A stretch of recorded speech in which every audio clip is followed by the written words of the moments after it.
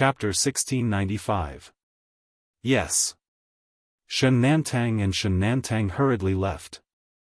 Only Mao Mu's group of 4 remained in the secret room. When there was no one else around, Mao Mu finally spoke. Wu Ben, do you hate me? No, this subordinate definitely does not have such intentions. Without Factory Master, Wu Ben would be a dead man by now. The grace of saving my life is equivalent to giving me a new lease of life.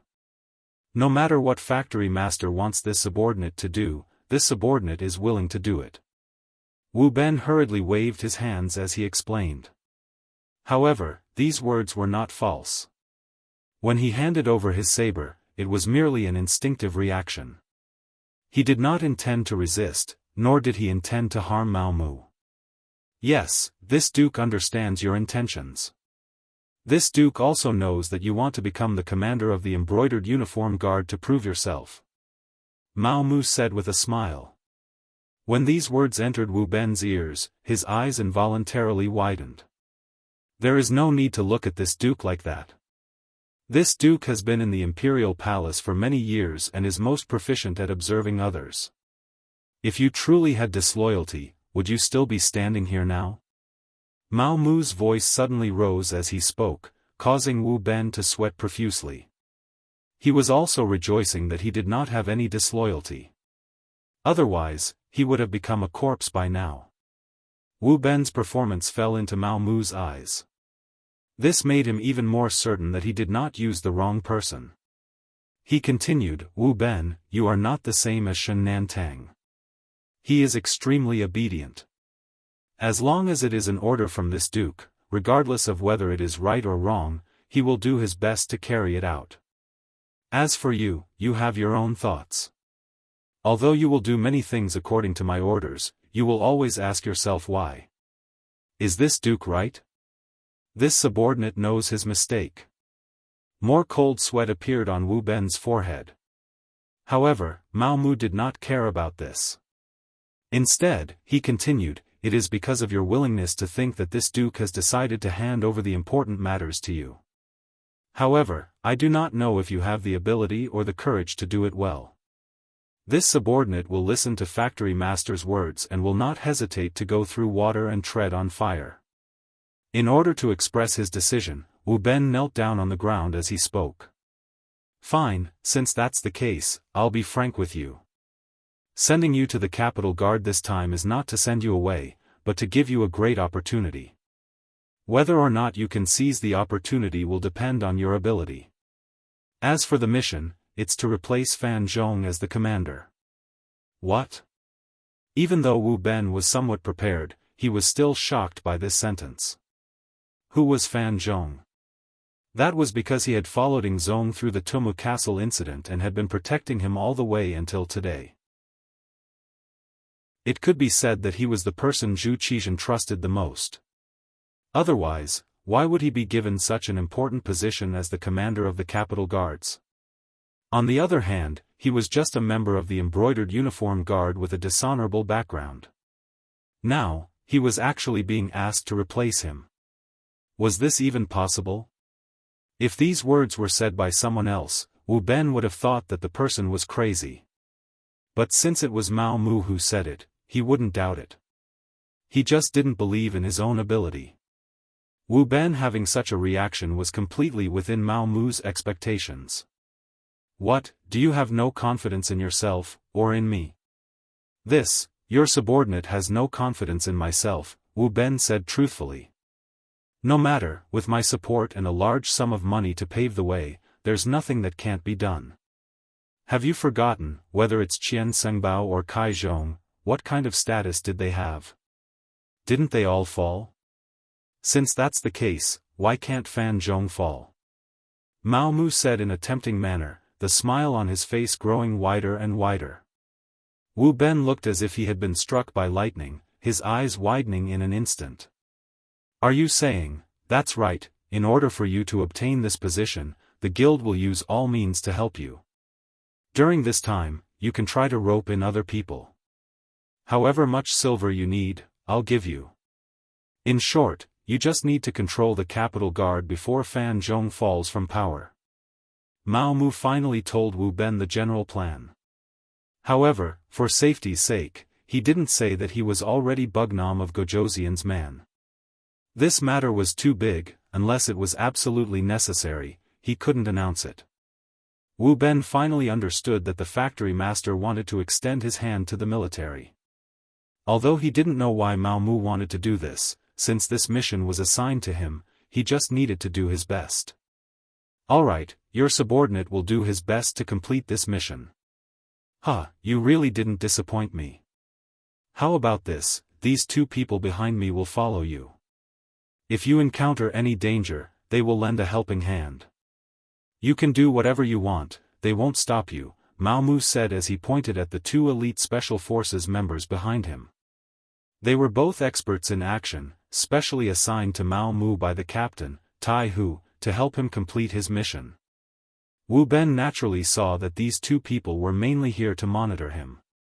After all, this matter was too big, no one could be completely at ease. If Mao Mu didn't have any countermeasures, then he would be apprehensive. Since he knew the purpose of these two people's visit, Wu Ben naturally wouldn't refuse, nor could he refuse. He said, "Thank you for your understanding, factory master. Your subordinate will get along well with these two brothers." Very good. With this matter accomplished, Mao Mu's heart was put down. Interfering with the capital guard was one of the main tasks that Yang Chendong arranged for him. Previously, he always felt that the time wasn't right. Now that the South Ming army had been defeated, some opportunities had appeared, and he could grasp them tightly. The reason why he arranged for Wu Ben to enter the capital guard now was to make use of the time difference. This was because only when the front-line army was defeated, would he arrange for people to enter the capital guard and not make Commander Fan Zhong feel disgusted. This was because there were too many people who surrendered at the front line. Even Guaning had surrendered to the 5-star army. The emperor must have arranged for the embroidered uniform guards to monitor him. That was why he accepted them and didn't think too much about it. Fan Zhong was a person who would never surrender, so he didn't feel disgusted or think too much about it. If it were anyone else, they definitely wouldn't agree to having a deputy by their side in the midst of a great battle. They might even take the opportunity to make a fuss. The matter was just as Mao Mu had thought.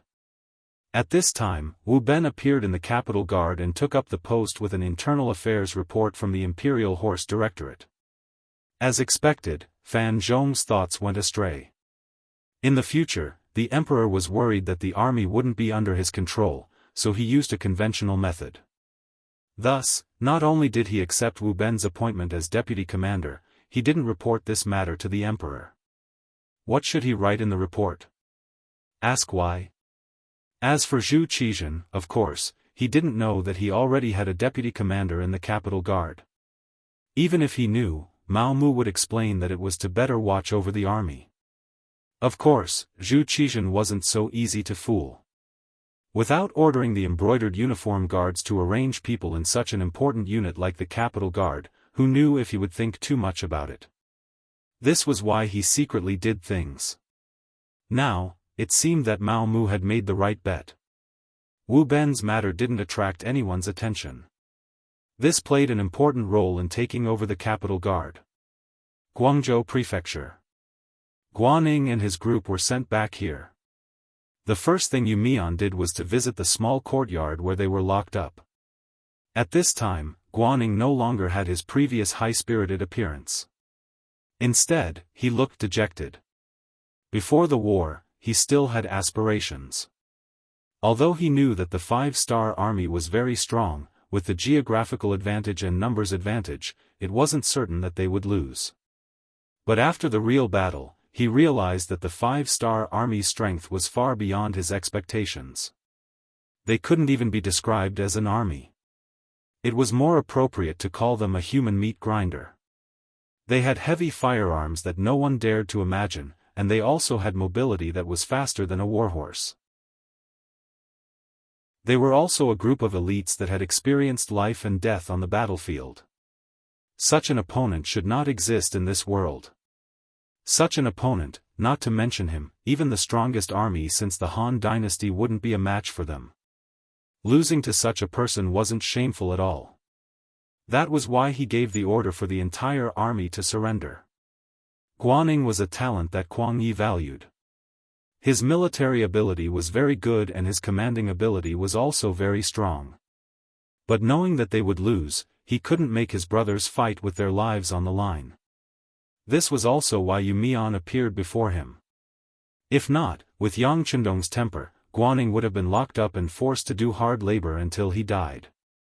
It was also because Guaning was able to see the big picture and knew how precious the lives of Han soldiers were that Yuan gave him a chance. Naturally, there was only one chance.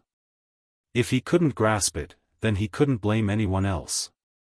When Yuan arrived, he immediately explained Yang Chendong's intentions to Guaning. General Guan, it's true that you're a talent.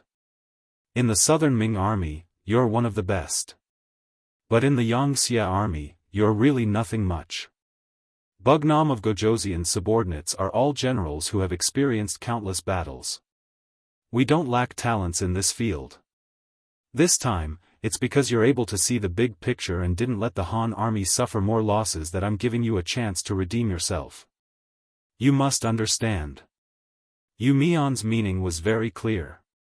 This time, I'm not here to beg you, but to give you a chance. If you don't want to be captured, then that's fine. We've dealt with more than 1 or 2 surrendered generals like you. We have plenty of ways. After hearing these words, Guaning was completely stunned. His face was filled with confusion. This was the first time he had seen or heard of such a method of persuading someone to surrender. With his temper, he really wanted to throw Yuan out to show that he was a strong-willed person. Chapter 1696. Without waiting for Guaning to speak, Yuan continued, "Right now, I have something to report to General Guan. This time, the Southern Ming Emperor already knows that you ordered the surrender of the army. Right now, your family has been captured by the embroidered uniform guards and is in the prison of the discipline prison. They may die at any time, or be exiled or banished to the army. However, our Bugnam of Gojoseon is virtuous. Seeing that you saved so many Han soldiers, we have already arranged for people to protect your family. However, whether they are safe or not will depend on your performance." Guaning, who was about to get angry and express his dissatisfaction and even use this to express his loyalty to the Southern Ming Empire, immediately shut his mouth. Right now, he was obviously hated by Yingzong. He could imagine how the history books would record him under the emperor's instructions. Although he believed that he did things with a clear conscience, sometimes, rumors could really kill people. Even if you were dead, you would not be able to rest in peace. He had completely offended the Southern Ming Empire. If he offended Bugnam of Gojoseon, then he would not be able to rest in peace even if he died. Right now, he was worried about his family. If he wanted to say anything, he would have to think carefully. With this thought, Guan Ying's face became even uglier. From Yuan's words, he heard another meaning. That was, the current Yangxia seemed to be able to extend his hand into the embroidered uniform guards.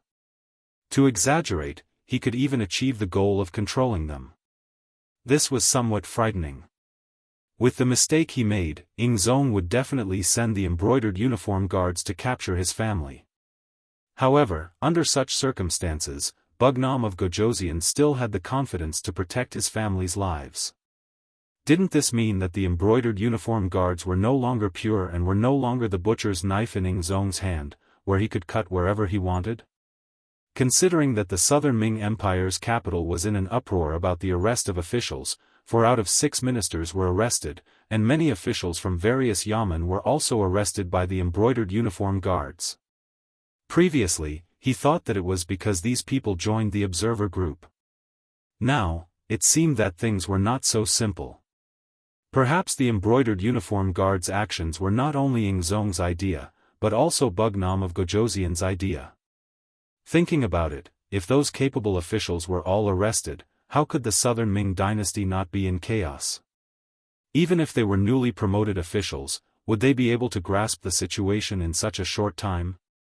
It turned out that Yang Xie's strength had already infiltrated to such a degree. It was laughable that these generals still wanted to repel the 5-star army on the front lines. Even if the other party did not have such powerful firearms, the officials behind them were not competent enough to guarantee that they would not be able to deliver the goods. In the end, they would still fail. Thinking of this, Guan Ying's mood was no longer as heavy. He seemed to have already seen the scene of the Southern Ming Empire being defeated. He was just an appetizer before the defeat. Guan Ying, who knew that the Southern Ming Empire would become a force to be reckoned with without them, put down the burden in his heart. When he looked at Yu Mian, his tone became very polite as he said, "Thank you, Bugnam of Gojosian, for thinking highly of me. Since this is the case, Guan Ying would not dare to not work for you." Guan Ying had surrendered. This time, he was not forced to surrender. He had truly surrendered to Yang Xie and the 5-star army. For this reason, Yang Chendong did not treat him unfairly. He directly gave him the title of Great General who pacifies the Southern Ming Empire. Not only did he find 50,000 veterans from the surrendered army for him to command, he also ordered him to be the vanguard, leading the charge from the Guangdong region to the Southern Ming Empire's capital, Fengtianfu. After Guan Ying surrendered, he was put in an important position. More importantly, he released a signal to the outside world that as long as people knew what was good for them, not only would they not suffer any losses, they might even be put in an important position. As a result, along the way, almost all of the state capitals that the army passed surrendered at the sight of the wind. All of the city capitals opened their doors early to welcome the 5-star army into the city. From the beginning of the 4th month in 1468, the war officially started. In just 3 months, the 5-star army's 3 armies passed through countless state capitals and finally arrived outside of Nanjing. Along the way, wherever the 5-star army passed by, other than leaving behind troops to guard the various cities, they did not harm the commoners at all. Even some of the local tyrants did not have the intention to make a move. It was as if they were allowed to exist. This also reduced the voices of resistance from all walks of life to the lowest. The common people did not have any objections to who became the emperor and who ruled them. Bugnam of Gojosian was also a Han. Since that was the case, why should they put their own lives on the line and fight to the death? The tyrants did not lose any benefits, so they pretended that they did not see anything. To them, as long as they could continue to benefit from it, it made no difference whether they called Yang Chendong Your Majesty or Zhu Qizhen Your Majesty. There was no need to talk about the officials. Those who had the ability were all captured by the imperial guards. The remaining people were those who had less experience. They did not enjoy much of the Southern Ming Emperor's grace, so why should they risk their lives? Now that they could change their identities and become officials in the Yang Xie, everyone's experience would be equal. This became a good thing. Only a fool would oppose it. Under the collision of many thoughts, this was the result. The 5-star army smoothly approached and arrived in front of the Southern Ming capital. They quickly surrounded the place. The capital guard. It was equivalent to the emperor's imperial guards and was the most elite existence in the Southern Ming army. Fan Zhong, this general who had followed Zhu Qizhen for more than 20 years, was now over 50 years old. He gave people the feeling that he was old. However, in reality, he was diligent in training. Even now, he could eat 1.5 caddies of meat, drink half a jar of old wine, and wield the 40 caddies of broadsword like a tiger. Fan Zhong never embezzled the soldiers' rations. Based on his relationship with the emperor's trust, he had obtained many benefits for the Jingdo Guard. This caused the atmosphere of this troop to be quite good, and their training had not been neglected. This also became the only troop in the South Ming army that had the most combat power and one of Zhu Qizhen's greatest supporters. However, all of this changed with the arrival of Wu Ben, the deputy commander. Wu Ben had come with orders and a large sum of money. After he entered the capital guard, other than showing respect to Fan Zhong on the surface, he used money to rope in the capital guard's officers. The attraction of banknotes was very strong. Especially for these martial artists in the army, they did not have as much gray income as the corrupt officials. Under Fan Zhong's watch, they did not dare to embezzle money like the other generals in the southern Ming army. They only relied on the limited amount of money they received every month. Their living standards had always been very low and even a bit miserable. As the southern Ming and Yangtze became hostile, the price of food began to rise. Relying on the money from before was not enough to feed a family. Because of this, the officers at all levels were unable to do anything. It was at this time that Wu Ben appeared. A large amount of banknotes was given out from his hands. Whenever he knew someone's family was in trouble, he would help without any compensation. This caused him to obtain the love and respect of the capital guard in a very short period of time. He became the number one person after Fan Zhong. Privately, many soldiers were discussing that it would be better for Wu Ben to be their commander than for Fan Zhong to be their commander. It could be said that they only lacked an opportunity to replace him. At first, Fan Zhong did not know about all of this. Later, some of the soldiers loyal to him began to respond to him. He found out a bit, but he did not stop them. In his opinion, it was a good thing to be able to solve the problems of the soldiers, so he should not stop them. Later on, when Fan Zhong found that everyone looked at Wu Ben with more respect than they looked at him, he finally felt that the situation was not good. Soon after, he ordered people to invite Wu Ben to his manor and used official business as an excuse to ask him to come. This was clearly going to make a move. Fan Zhong was afraid that his power would be taken away, so he had to take measures. If it was 3 months ago, Wu Ben would naturally be afraid. But now, at least 90% of the Jingdo Guard officers had received his kindness. Now, he was truly not afraid of what Fan Zhong would do to him. He was not afraid, but he still had to be prepared. First, he reported the matter to Mao Mu. After giving him a night's time to prepare, early the next morning, Wu Ben brought the 2 bodyguards, who followed him closely other than when he was sleeping to the Fan Manor. Just as Wu Ben expected, Fan Zhong was prepared to get rid of Wu Ben. He believed that given his friendship with the emperor, even if he really killed Wu Ben, the emperor would not do anything to him. Thus, he had made sufficient preparations. He had arranged for 100 of his best soldiers to lie in ambush in the manor. They would only need to wait for him to break his cup to act. At this time, Fan Zhong was still making mistakes. He still wanted to persuade Wu Ben to withdraw from the Jingdo Guard and return the army to his hands. It had to be said that Fan Zhong was not ruthless enough.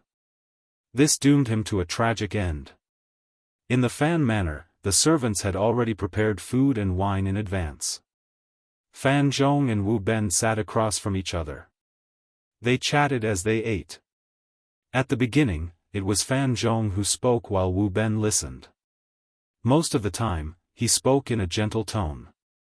Fan Zhong also wanted to persuade the other party to retreat in the face of difficulties. It would be best if they did not use weapons. In order to give eunuch Mao Mu enough time to prepare his plans, Wu Ben pretended to listen attentively. Just like this, more than an hour passed. Fan Zhong had also earnestly spoken for half a day. Everything had been laid out. Finally, it was time to express his position. Deputy Commander Wu, you are indeed a capable person.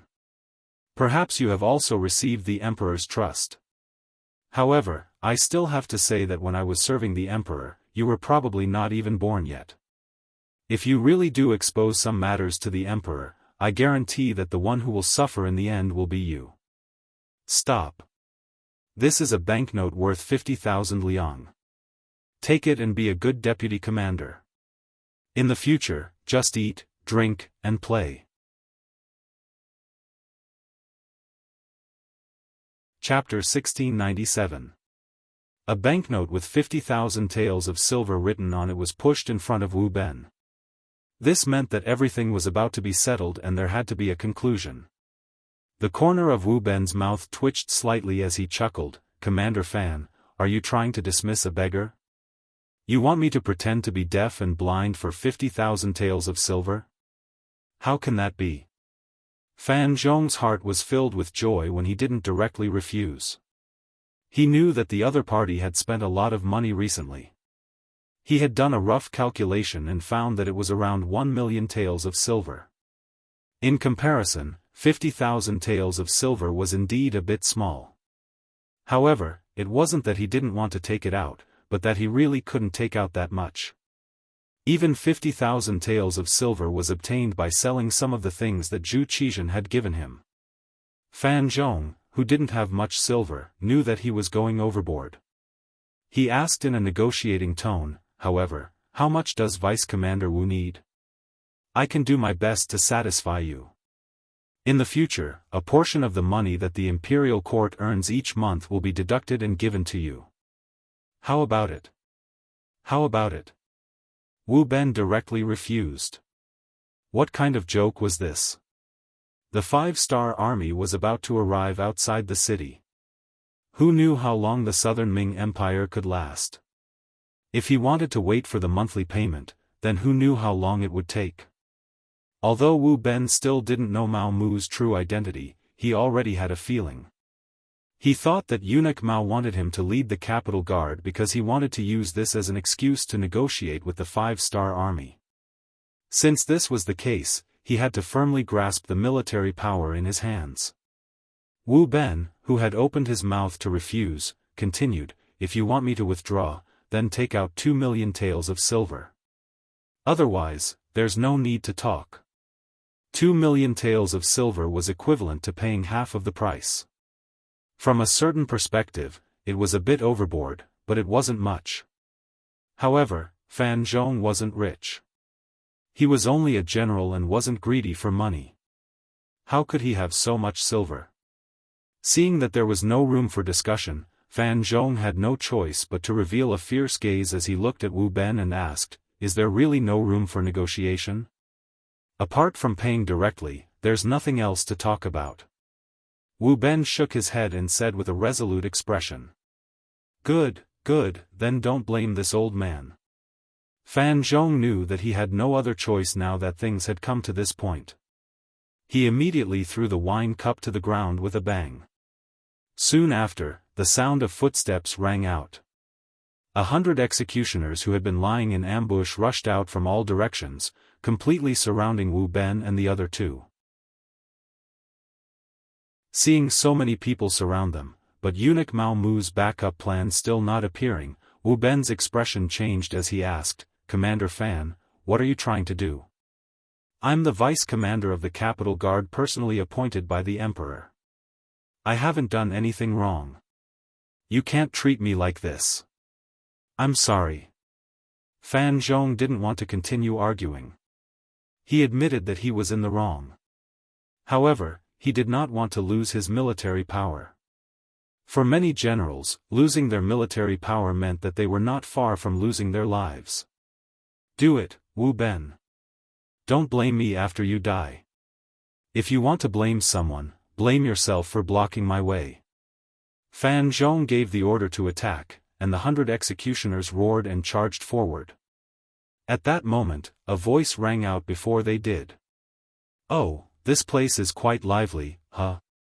Following the voice, Shen Nantang, dressed in the military uniform of the embroidered uniform guard commander, appeared behind Fan Zhong and the others with 300 embroidered uniform guards. The embroidered uniform guard? Seeing the people who had come, Fan Zhong's eyes narrowed as he cursed in his heart. He knew that Wu Ben used to be a comrade of the embroidered uniform guard. Now that the embroidered uniform guard had appeared, he couldn't help but wonder if they had come to support him. More importantly, his actions today were personal and had been seen by the embroidered uniform guard. He was afraid that he wouldn't have a good time in the future. This thought only flashed through his mind. Fan Zhong fiercely shook his head and threw this thought to the back of his mind. Now was not the time to think about this. He had to kill Wu Ben first. As long as this person died, there would be no suitable commander of the capital guard. Presumably, for this reason, the emperor would not kill him. He would only let him redeem himself through meritorious service.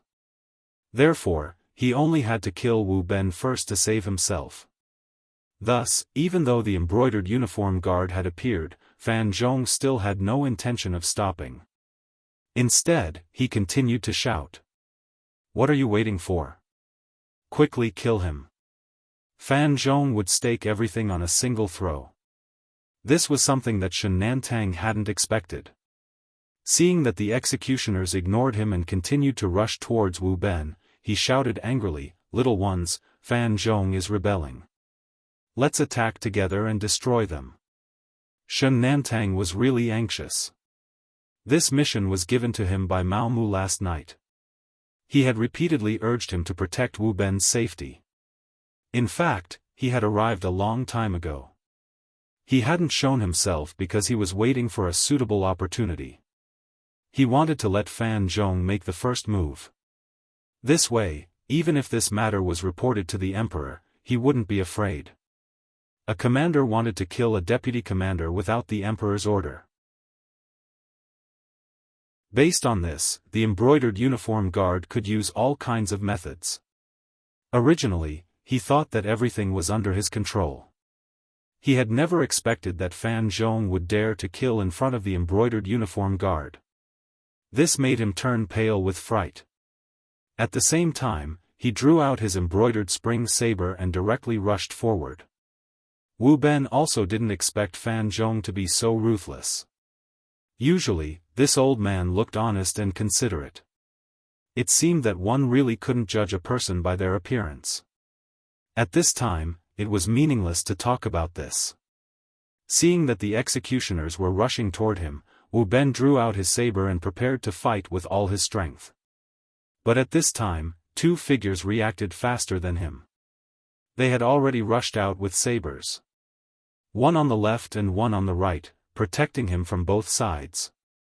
They forcibly blocked the incoming executioners. Wu Ben had never had a chance to see the strength of these two people. No one wanted to harm him, so they had no place to use their strength. After a long time, he regarded them as existences to monitor him. It wasn't until now that he realized that Eunuch Mao was right. These two people's skills were really terrifying. They actually blocked the charging power of dozens of people. With the protection of these two people, Wu Ben's saber was even more skillful when he brandished it. At this time, the embroidered uniform guard also attacked from behind. Under the desperate attacks of Shen Nantang and the others, more than 20 soldiers were cut down in a short period of time. More than 30 people were injured. The development of the situation was completely beyond Fan Zhong's expectations. Originally, he thought that he could kill Wu Ben. At that time, he would have everyone put down their weapons and let the embroidered uniform guard take him away. But he didn't expect that the two guards beside Wu Ben were so skilled in martial arts that they were able to block his attack. Seeing the embroidered uniform guard rush forward, he knew that the situation was over. He closed his eyes in pain. In this battle, not only did he mistakenly underestimate Wu Ben's strength, he also neglected the other party's back. It was normal for him to lose so miserably. The embroidered uniform guard rushed forward. With 300 people against 100, the result was obvious. More than 60 of the 100 executioners were killed. The remaining 30 or so people were all injured. How should we deal with these people? Shen Nantang looked at the executioners held down by the embroidered uniform guard and asked Wu Ben for his opinion. "Let me deal with them. You embroidered uniform guard should not interfere. But Fan Zhong's matter will still be dealt with by you." Wu Ben had no intention of killing. This was not out of kindness, but because he knew that although he had subdued many people in the past 3 months, there were still many people in the capital guard who were loyal to Fan Zhong. If he wanted to replace Fan Zhong, it was not as simple as killing a few people. That way, even if there were people who were loyal, it would only be on the surface. He needed to defeat those who supported Fan Zhong mentally. He needed a righteous cause to become the commander. Okay, then we'll do our own things. Shen Nantang nodded. Mao Mu had already given him instructions on how to deal with Fan Zhong last night. Now, he only needed to do as he was told. Men, take Fan Zhong to the inner room. Also, gather all the family members in the manor together. Remember, don't even let a live chicken go. The storm was thus forcefully suppressed. But there were still many things that happened afterwards. For example, Wu Ben did not kill a single one of the 30 or so injured executioners. Instead, he gave each of them 100 taels of silver and let them go. Of course, there were conditions. For example, the news circulating in the capital guard was released by these people. Commander Fan Zhong was afraid of the 5-star army and wanted to surrender to them. He called Deputy Commander Wu Ben over for a meeting. Unable to reach an agreement, and afraid that the matter would be exposed, he wanted to kill Fan Zhong. Fortunately, the embroidered uniform guard arrived in time and brought Fan Zhong to justice. Fan Zhong wanted to surrender and kill Wu Ben, but he died first. This way of dying was understood by others. For a moment, not only did Fan Zhong not receive any blame, everyone came forward to comfort him. Of course, they were also expressing their loyalty. Anyone could see that after Fan Zhong's death, the position of commander of the capital guard would be Wu Ben. On Zhu Qixian's side, the embroidered uniform guard had also prepared everything. After they used the entire Fan family as a bargaining chip, the captive Fan Zhong had no choice but to go against his will and write a few letters according to Shen Nantang's request. The letters were addressed to Bugnam of Gojoseon. The general idea was that Fan Zhong believed that the South Ming army would definitely lose this battle. After seeing the situation clearly, he was willing to cooperate with the 5-star army to take down Yingtian Prefecture without shedding a drop of blood. He also wrote that if it wasn't for Bugnam of Gojoseon's help at Tumu Castle, he would probably have died. He had been very grateful all these years. This letter was now in Zhu Qixian's hands, and when he read it, he was furious. He did not expect that his most trusted guard general had never truly submitted to him. He even thought that he was a loyal official.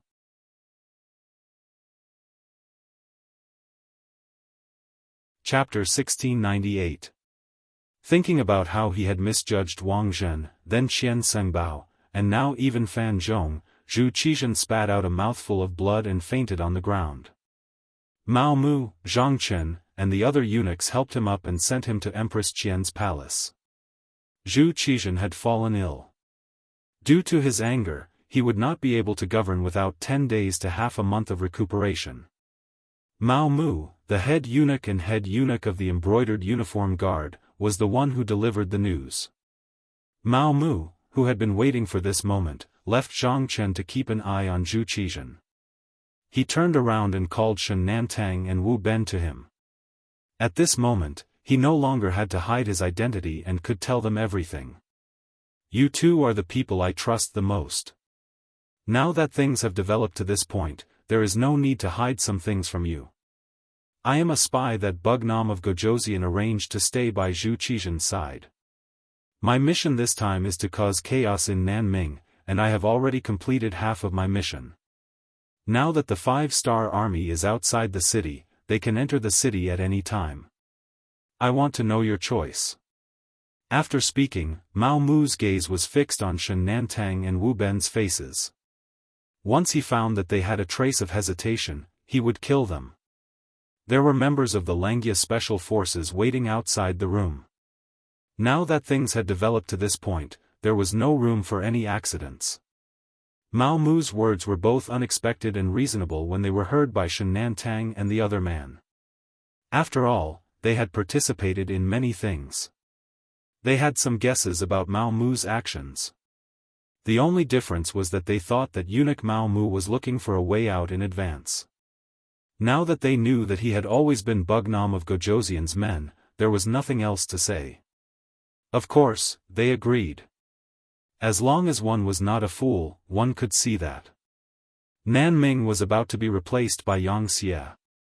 This was already the trend, and it was not something that a few people could change. Now that everyone was thinking of ways to contact Yangxia, how could they not seize the opportunity now that it was in their hands? Eunuch Mao, we are willing to follow you. Please tell us what to do. The two of them quickly made a decision, which made Mao Mu very gratified. Alright, you're all smart people. One day, you'll feel proud of the choices you've made. This duke can also promise you that Yangxia will treat you well, and will also put capable people in important positions. As for now, Wu Ben, immediately return to the capital guard and take control of the army. At the same time, disarm the Protectorate of the Five Armies, the Divine Strategy Battalion, the Supreme Court, and the various city gates that have troops. Afterward, an imperial edict will be sent to you. Commander Shen, here is a list of names. Take the embroidered uniform guards and capture them immediately. Don't let a single one of them go. Kill anyone who resists. Mao Mu, who was already prepared, began to arrange everything. After the two of them left, he also headed straight for the Discipline Commission. He wanted to see Chen Sun, Wang Zhua, and the others who had long been locked up here. If he wanted a peaceful transition in Jianghu, he needed these influential old officials to personally come out. Zhu Qizhen was sick in bed, completely unaware that the outside world had already been turned upside down. The factions and people loyal to him had all been locked up. Chen Sun, Wang Zhua, and the other old officials had once again stepped forward to take charge. The five-star army outside the city was also preparing to enter the city. Once the sky was completely dark, the army would enter the city. As for Empress Qian, her heart was completely focused on Zhu Qizhen. How could she care about what was happening outside? Whenever Mao Mu came to report something, she would ask him to find the officials to discuss it. With the help of Zhang Chen, the eunuch who was in charge of writing, numerous edicts were sent out from the palace. Everything was proceeding in an orderly manner. On the 7th day of the 7th month in the year 1468, when the people of Jianghu came out of their homes to the streets as usual, they saw soldiers wearing the uniforms of the five-star army patrolling the streets. In just one night, the sky had changed. Yingtian Prefecture had been peacefully taken over. Many people didn't understand what had happened, but they had changed from citizens of the southern Ming dynasty to citizens of Yangxia. It could be said that this was the most peaceful change and transfer of power. It was so small that the people didn't feel anything. As the master of the show, Yang Chendong was currently accompanied by Mao Mu and the others into the southern Ming palace. Yang Chendong stopped in front of the Qingjing Hall. Alright, this king will temporarily work here. Everyone, go do your own things. If there's anything you need to report, you can come find this king immediately. Officials, you still have to work hard. The most important thing is to stabilize the price of food. This king has brought a lot of food this time, and it will be sent to the city soon. Now, I ask everyone to open the national treasury and sell the food at a low price. In short, no one is allowed to starve to death because the price of food is too high. Do you all understand? We obey the king's orders. We understand. The officials of the southern Ming dynasty all cupped their hands and bowed. Then, they dispersed. Although the new regime had been set, the personnel hadn't been set. Right now, it was time to perform well.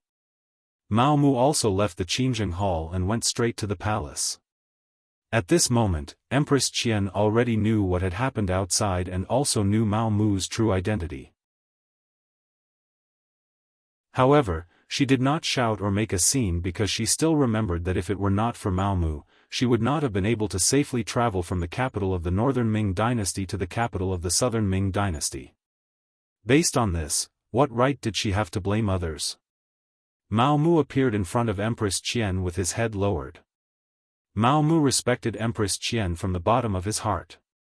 She was kind-hearted and enjoyed a very high reputation in the palace.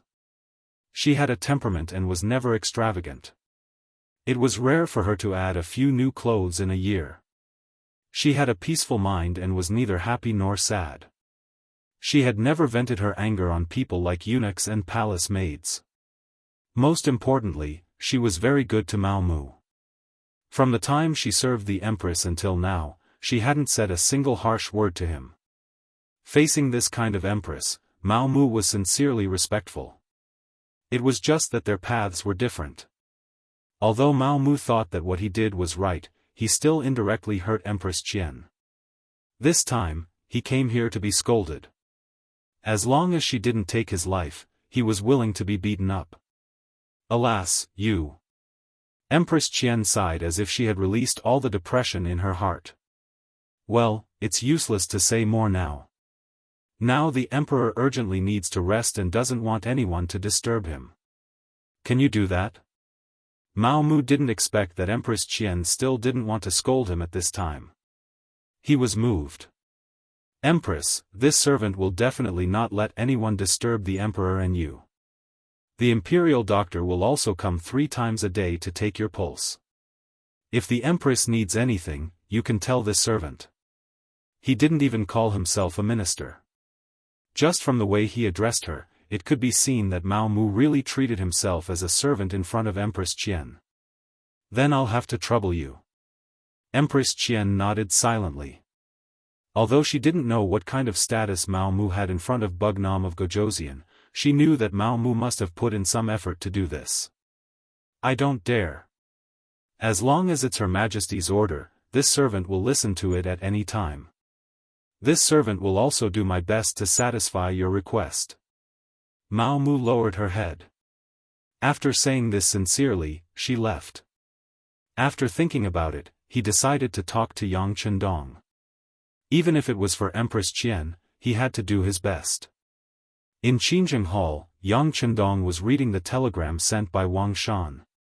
It was a report of the progress of the Yangxia cadres entering the provinces, prefectures, and prefectures of the southern Ming dynasty. Since the master was changed, these officials naturally had to be changed. If they were really capable, they would be gathered together to learn and finally be distributed. If they were not capable, they would be given some money to send them away. At this moment, Yang Chendong couldn't be soft-hearted at all. Otherwise, some things would only be more troublesome to solve in the future. Young master, eunuch Mao Mu is outside the hall. Beta Persei walked into the hall and reported softly. Let him in. Yang Chendong nodded, then handed a telegram to Yang Bo, who was sitting next to him. Bo, take a look at this first. Father has a question for you later. Yes, father. Yang Bo nodded respectfully.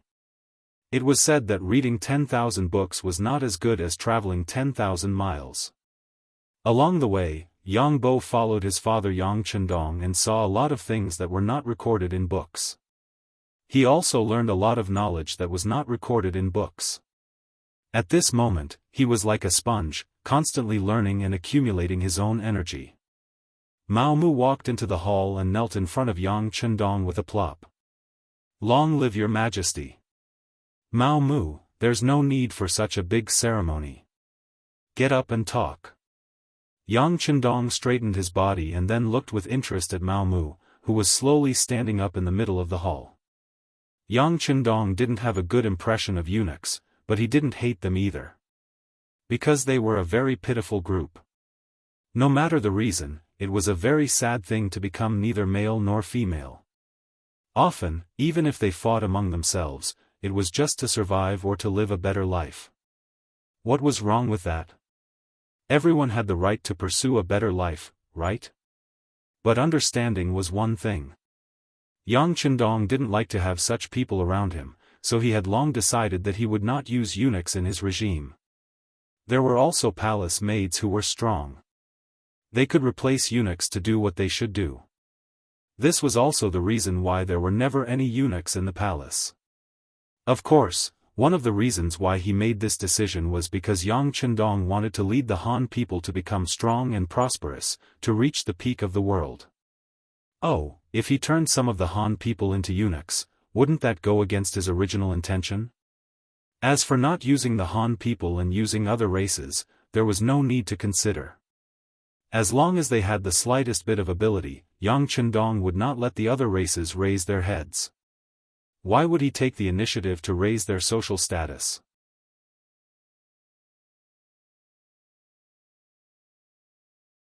Chapter 1699.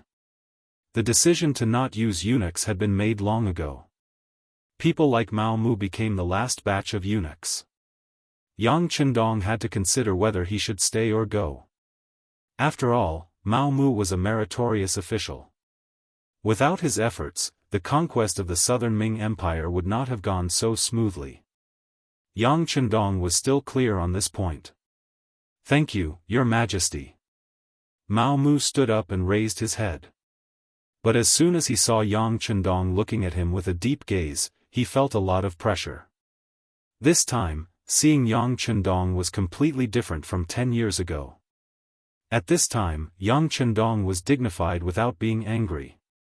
His entire body was filled with a domineering and kingly aura. How could ordinary people dare to look him in the eye? First, he calmed down his complicated emotions. After making up his mind, Mao Mu finally said, "Your Majesty, how are you going to treat Yingzhong and Empress Qian?" After hearing this, Yang Chendong looked displeased. How to deal with others was Yang Chendong's right. Whether it was to kill, release, or even bury them, it was not something that others could question. Even the few servants of the Yang family did not dare to test Yang Chendong's attitude on such matters. Although Mao Mu had made a great contribution, it was absolutely impossible to say that he had such ability. Merit was merit, and fault was fault. Yang Chendong was particular about distinguishing right from wrong. He did not believe that Mao Mu could not see that. If he did not have such ability, it would be impossible for him to stand tall in the palace for so many years. However, Mao Mu still came and emphasized the words, Empress Qian, in the question. His meaning was very obvious. He wanted to know how Yang Chendong would treat Empress Qian, so much so that he would rather risk being punished. Yang Chendong replied with a grunt, his face showing displeasure. Beta Persei, who was standing at the side, had already angrily rebuked, "Eunuch Mao, you've gone too far." This was Mao Mu's great contribution. If it were anyone else, they would have been dragged out by Beta Persei. "Yes, I've gone too far. However, Empress Qian has treated me well. If Your Majesty really wants to kill her, I'll be bold enough to ask to be buried with her." Mao Mu's face was calm. Although it was said to be bold, anyone could see that at this time, he was determined to help Empress Qian fight for something. "You really have guts. You." Yang Heir became even angrier when he heard these words.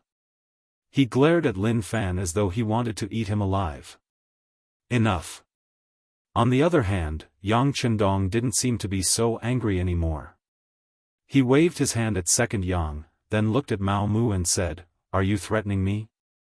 Do you think Your Majesty doesn't dare to touch you because you've just made a great contribution?" After a few words, Mao Mu knelt on the ground again. Then, he kept kowtowing while saying, "Your Majesty, I don't dare. I only want to repay Empress Qian for taking care of me all these years. Now that the southern Ming Empire is owned by Yang Xie, they are no longer a threat. Please, Your Majesty, spare their lives." Of course, Mao Mu knew the consequences of his actions, but he still did it. That could only mean one thing. He was really a sentimental person. In order to repay Empress Qian's kindness, he was willing to bet his future, even his life. From this point of view, his actions were very admirable. As for this, wasn't it an act of kindness? A person who knew how to repay kindness wouldn't have a bad heart. Yang Chendong thought that he wouldn't use eunuchs, nor would he allow such a group to appear. Mao Mu's arrangement was very problematic. And he couldn't not arrange for people who had made meritorious contributions. Otherwise, it would easily disappoint others. Now that Mao Mu had made such a request, why didn't he take the opportunity to give them a chance? No matter what, Zhu Yuanzhang had defeated the Yuan dynasty and led the Han people to become the ruler of the world. He had made meritorious contributions. His descendants should also receive some of his blessings. In an instant, Yang Chendong thought of a way to solve the problem. He looked at Mao Mu, who was still kowtowing, and said, "All right, there's no need to kowtow anymore. If you injure yourself, who will serve Empress Qian?" Ah! Mao Mu was immediately stunned. Then, as if he thought of something, he said with a face full of joy, "Your Majesty is willing to spare their lives? This prince has never thought of killing them. After all, they are a part of the Han people. Even if you didn't plead for mercy, this prince would only lock them up and send them to a special department to take care of them. But since a meritorious person like you has spoken, this prince has decided not to lock them up. They can go out and look around. When the time comes, this prince will send troops to protect them and let them travel the mountains of our Han people. Thinking about it, this prince is a bit envious of them." When Mao Mu heard this, he also looked forward to it. The result of this plea was completely out of his expectations. Not only would they not be killed, they would also be able to obtain freedom. Although they would lose their power, this was undoubtedly the best result for a loser, wasn't it? At the very least, no victor would treat a loser like Yang Chendong and give them a certain amount of freedom. Thinking that this was likely the result of his pleading, Mao Mu immediately kowtowed and shouted, "This servant represents Yingzong and Empress Qian to thank your Majesty for your kindness. There's no need to thank me yet. This prince still has a few conditions that need to be agreed to first."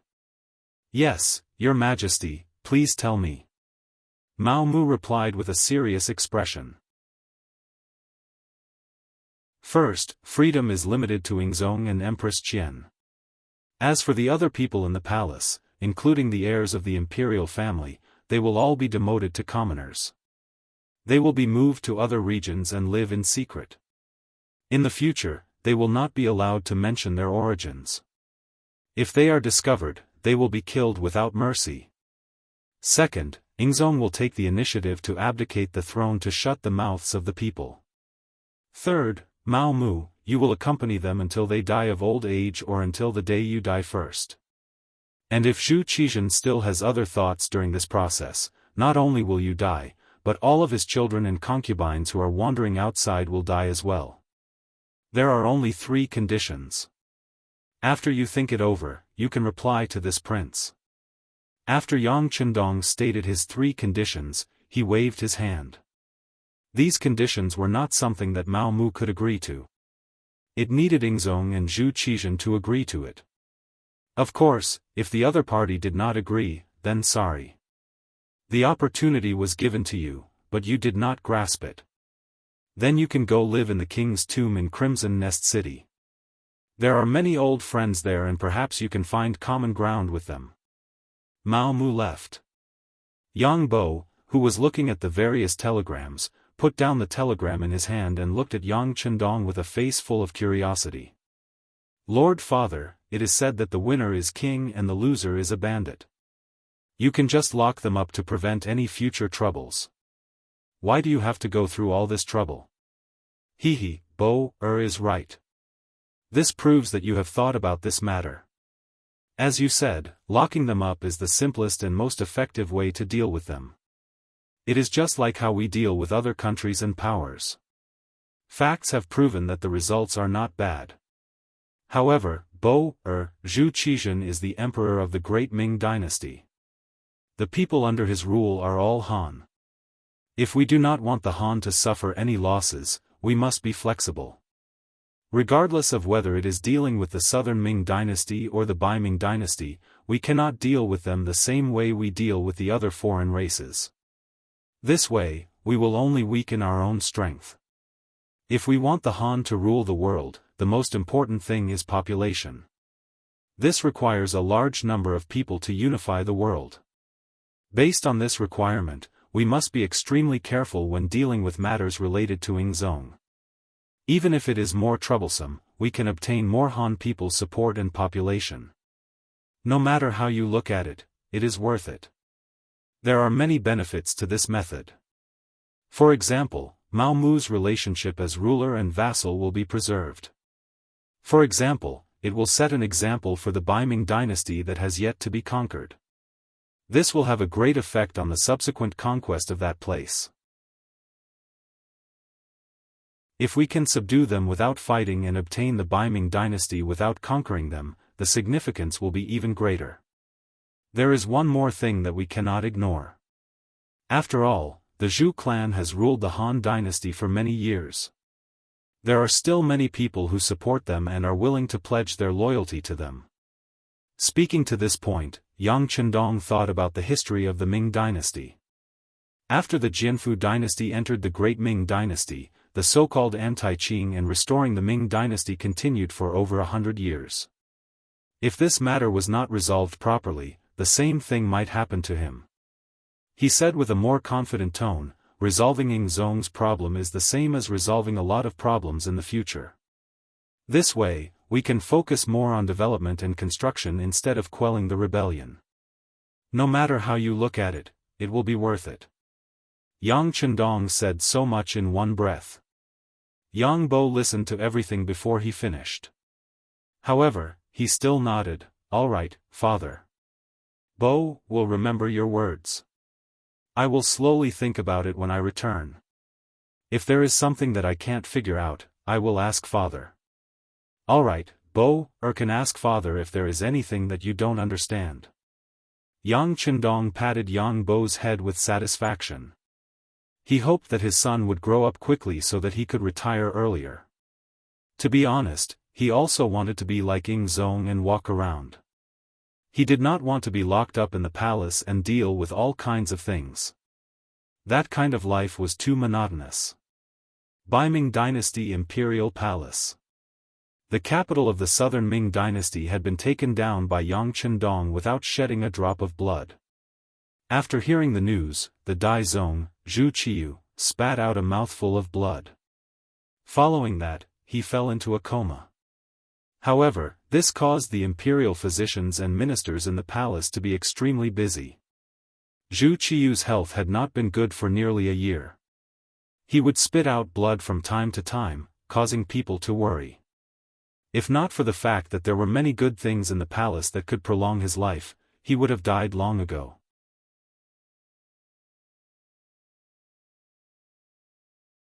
Chapter 1700. His life was hanging by a thread. One of the things that supported Zhu Qiyu's determination was that he wanted to see how Yang Xia would deal with the southern Ming Empire. Did the southern Ming Empire have the strength to fight back and kick Yang Xia out? In the end, both sides would become neighboring countries. The descendants of the Zhu family would then be able to protect the great Ming Empire. When a person had hope in their heart, their life would become more tenacious. After waiting for a long time, the news finally came. The result was unexpected. Yang Xia easily took over the entire southern Ming Empire, and the Great Ming Empire lost half of its territory. This was the worst result that Zhu Qiyu could not hold on anymore. He spat out blood and fell ill. Whether it was Zhu Qiyu or Zhu Qizhen, they were both qualified emperors. They were better than many of the Zhu family emperors in history. They were diligent, loved the people, and were willing to set an example. They were not extravagant and wasteful. They only hoped that the country would become stronger in their hands. It was a pity that they met Yang Chendong, a monster, who left them in the dust in terms of spirit, thinking, and action. They were destined to have a tragic ending. It was already a very amazing thing to be able to hold on until now. Zhu Qiyu fell ill again. The persistence and hope in his heart slowly diminished. If the southern Ming Empire was still ruled by Zhu Qizhen, perhaps one day, Baiming would still have the hope of unifying the country and restoring the Great Ming Empire's glory. But now, the southern Ming Empire had become part of Yang Xia. It was unrealistic to think about unifying the Great Ming Empire. When the hope in his heart was completely destroyed, Zhu Qiyu entered the end of his life. With Zhu Qiyu's illness, the power of the southern Ming Empire fell to the crown prince, Zhu Jianxun. At this time, Zhu Jianshan was already 20 years old. He had been the crown prince for a long time, but these years were not easy at all.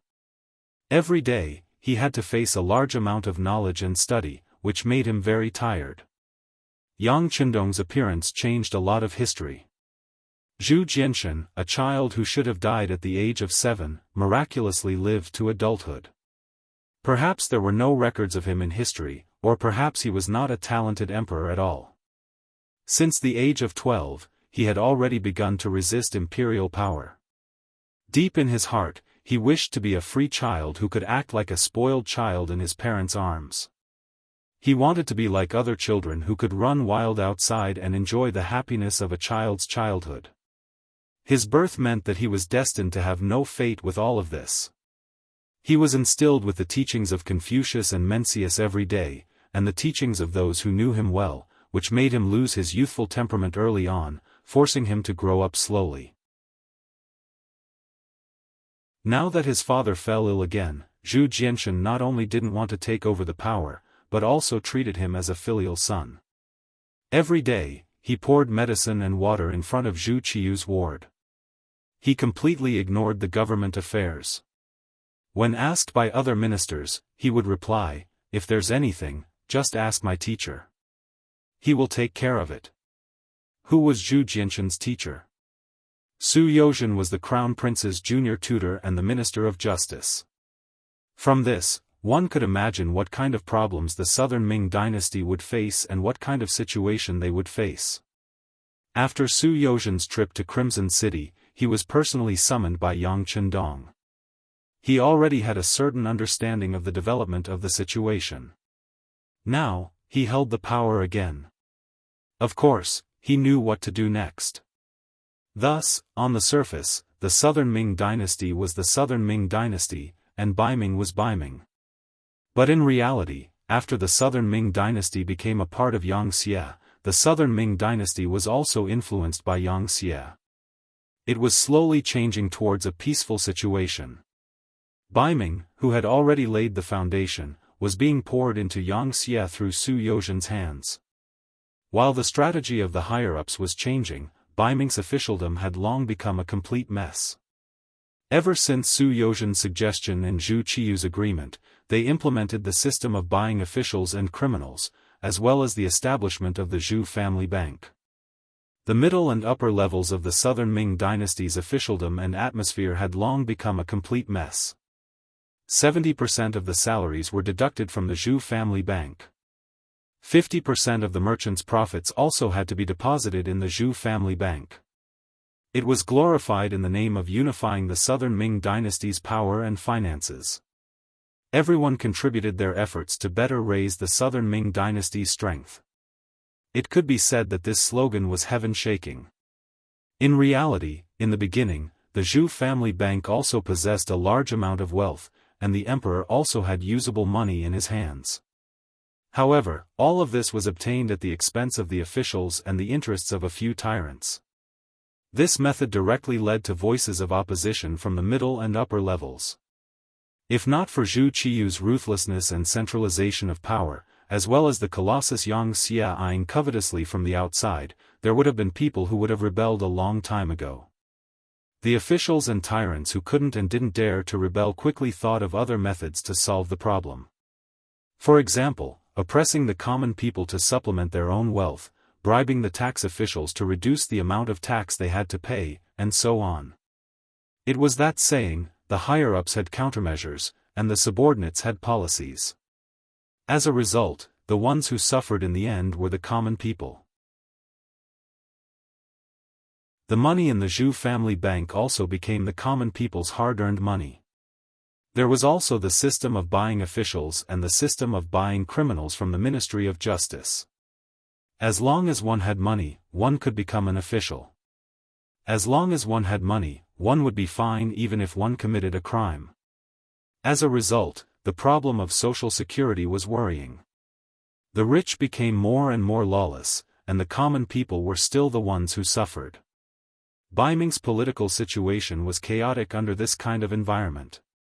It couldn't withstand even the slightest bit of external force, and there was the possibility of it collapsing at any time.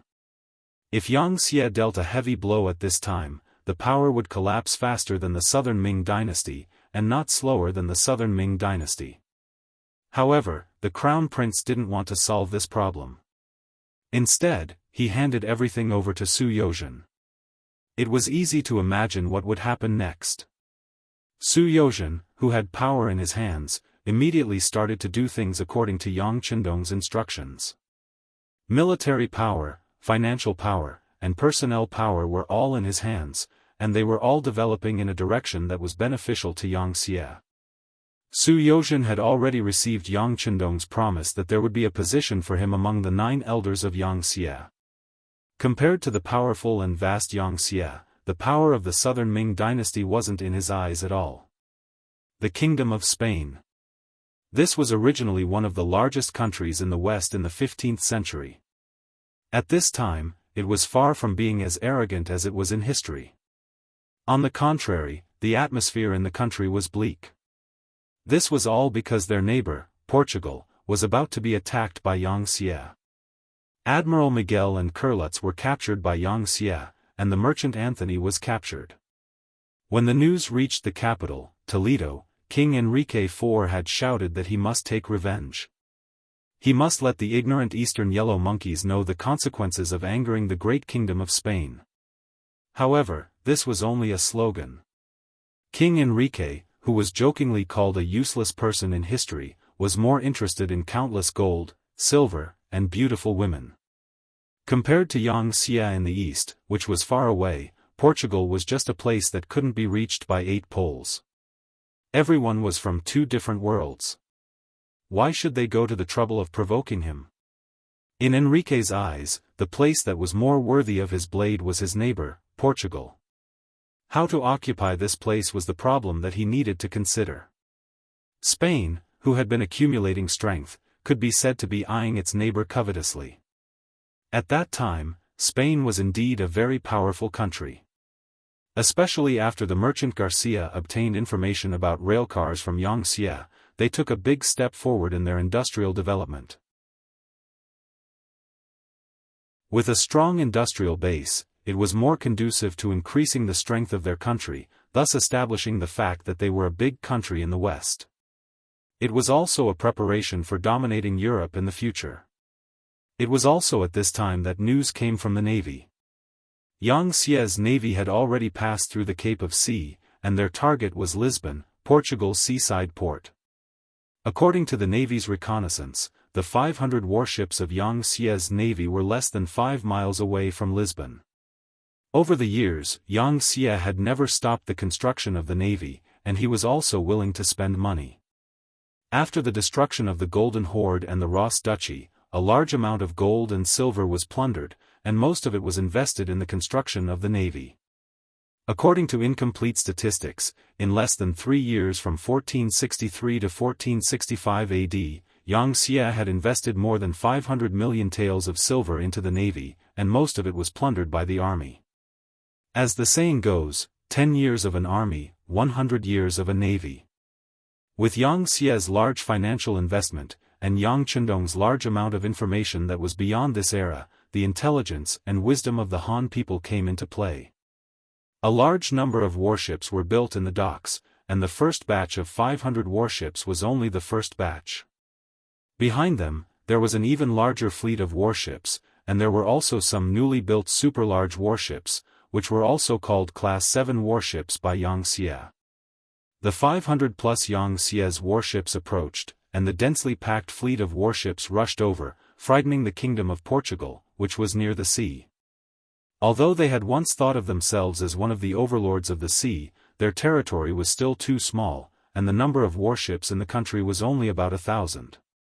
Moreover, most of them could not even be called warships, as they were small in size and displacement, and many of them did not even have the most basic cannons on them. After learning that almost every warship of Xianxia's navy was equipped with more than 10 cannons, the Kingdom of Portugal was terrified, and they quickly asked for help from their neighbor, Spain. Although they had long seen the ambitions of their neighbor, now was not the time to be calculative. Enrique IV was naturally happy with the Kingdom of Portugal's submission. He knew that this was a very good opportunity to enter the Kingdom of Portugal. However, he also knew that if he wanted to annex this country, which he had been eyeing for a long time, the first thing he had to do was to drive Yang Xie's navy out. Only by restoring peace to Europe could he do what he wanted to do.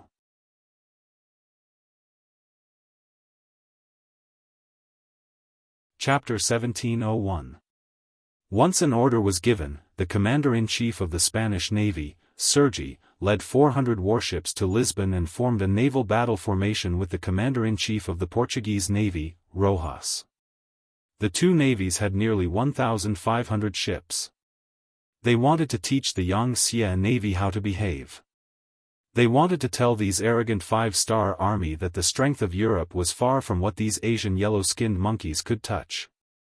On the Yang Xie Navy fleet, the first-rank admiral with 5 gold stars on his shoulder, the deputy commander-in-chief of the Navy, Gao Xiong, was sitting on a level 6 warship called the Big Man, looking at the sea ahead. The current Gao Xiong was no longer a pirate with only a few small boats and hundreds of brothers 20 years ago. At this time, he had become the supreme commander of the Yang Xie Navy. He could easily mobilize hundreds and thousands of warships. Under his gaze, many countries in the African region had already been trampled under their feet. Gao Xiong led the navy all the way and conquered a large territory for the Yang Xie. He himself had also become a member of the Yang Xie army because of his many military achievements. He was now a first-rank admiral, becoming the third person in the Yang Xie Navy after Yang Chendong, commander-in-chief, and Tiger's Mane, commander-in-chief. The once awesome deputy commander of the army, Ling Feng, was now just like him, a first-rank admiral with 5 stars on his shoulder. His status had risen, his power had increased, but Gao Xiong had not changed his mind. In his eyes, he was still just one of Yang Chendong's generals. Even though Yang Chendong's current combat prowess had long surpassed that of many countries, this thought had never changed. Gao Xiong would not forget that everything he had today was given to him by Yang Chendong. If he lost Yang Chendong's support, someone would replace him in a matter of minutes, and he would turn from a respected vice-commander of the navy to an ordinary Han citizen who was unknown to the public. No one knew how powerful the 6th young master was more than Gao Xiong, who was the first to follow Yang Chendong.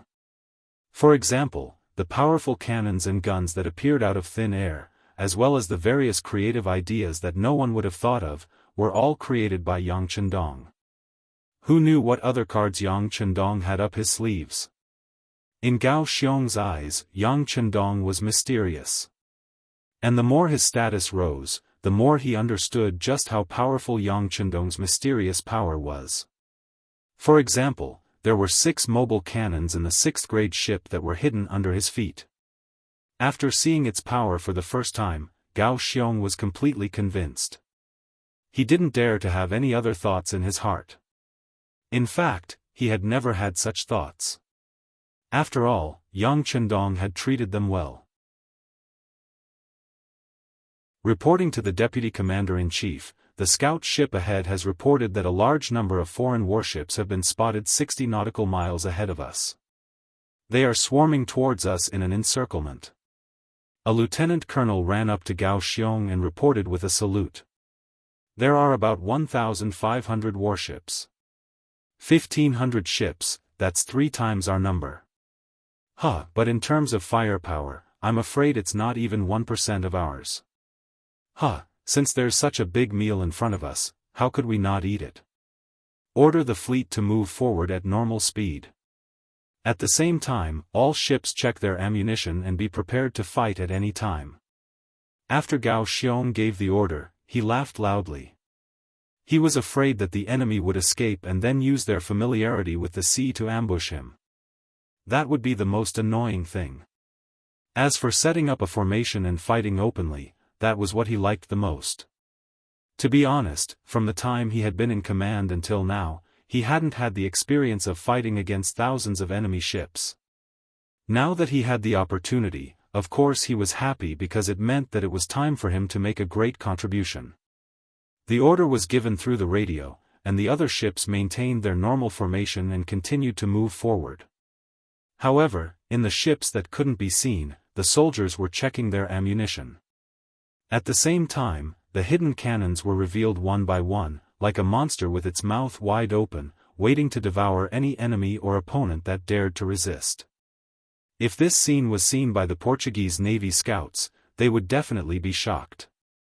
Xianxia's ships didn't only have 10 cannons, but each ship had close to 100 cannons. Even the level 3 transport ships had 50 to 60 cannons protruding from them.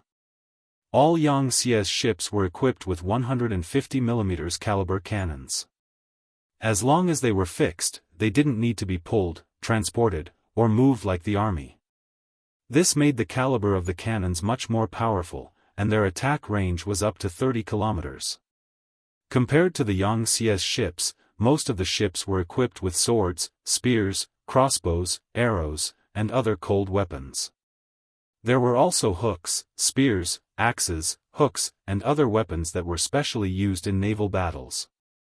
Only the Portuguese and Spanish navies, which had a few dozen small-caliber cannons on their larger ships, were worth mentioning. The small-caliber cannons had a short attack range, and some of them could only hit a range of 3 to 5 kilometers. Moreover, there were also many solid shells. This kind of firepower was really not something that the Xianxia's soldiers would consider. Good weapons didn't necessarily mean that they would win the final battle. However, good weapons would definitely increase their chances of winning. Not to mention, the Xianxia's soldiers were all specially trained elites. They had participated in countless naval battles along the way. Such a veteran army, with such powerful cannons and guns, was equivalent to an invincible existence in this world. They didn't know what kind of opponent they were facing.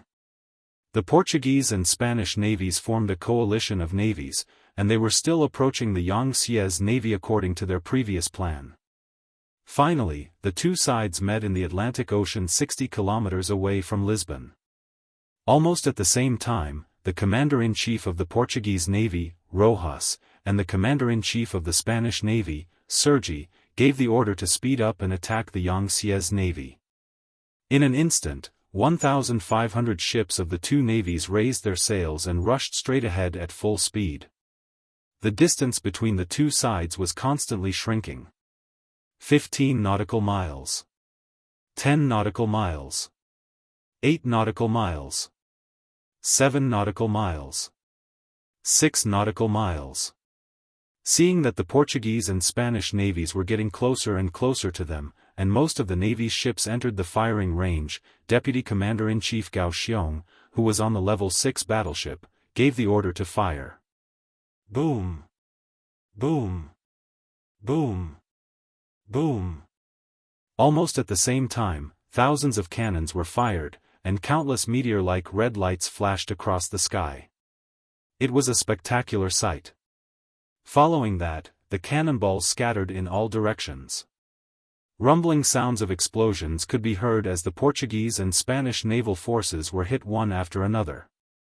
Some of them were directly blown into two halves, while others were blown up and sunk to the bottom of the vast Pacific Ocean.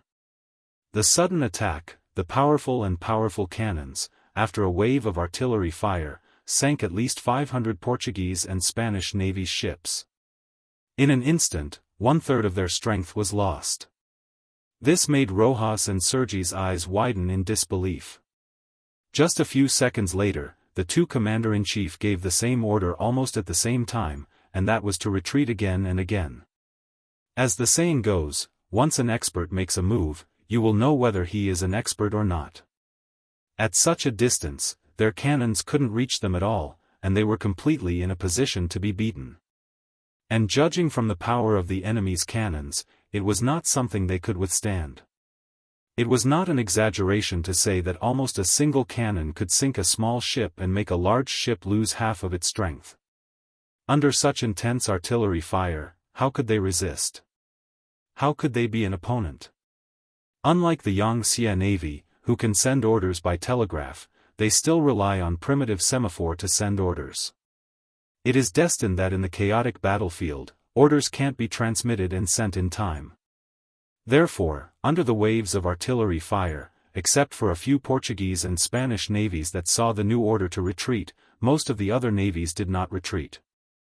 Instead, they crossed the sea and became the target of the Wuxia Navy's cannons. In less than half an hour, this large-scale naval battle between 2,000 warships was over. The Portuguese and Spanish navies fled at the cost of more than 1,200 navies. In the end, less than 300 navies sailed quickly to the port of Lisbon. The panicked Portuguese and Spanish navies had already lost their will to fight. They only wanted to escape to land and rely on their various facilities and trenches to resist the Wuxia Navy's attack. However, it was too late to escape at this time. The Wuxia Navy had already used the principle of steam, and its speed was not something the Portuguese and Spanish navies could compare to. Vice Commander-in-Chief Gao Xiong put down his binoculars and gave an order. Order: leave 200 navies to clean up the battlefield and rescue the enemy who fell into the water. The sixth young master said that now that the Southern Ming Empire has become part of the Wuxia Navy, they will need a lot of manpower to build railways and roads there.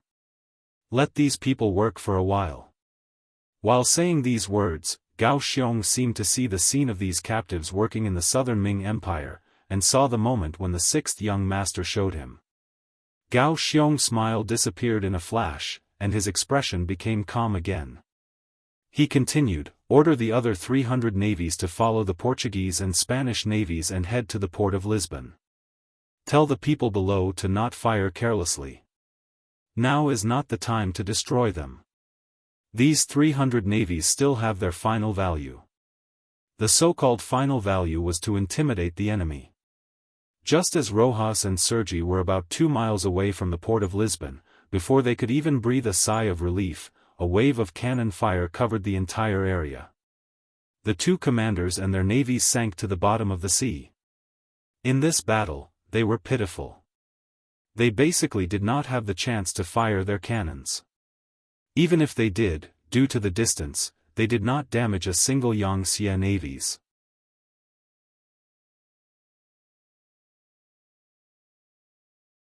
Chapter 1702. This battle could be said to be a cowardly one. The disparity in strength meant that the Portuguese and Spanish navies were doomed to complete defeat.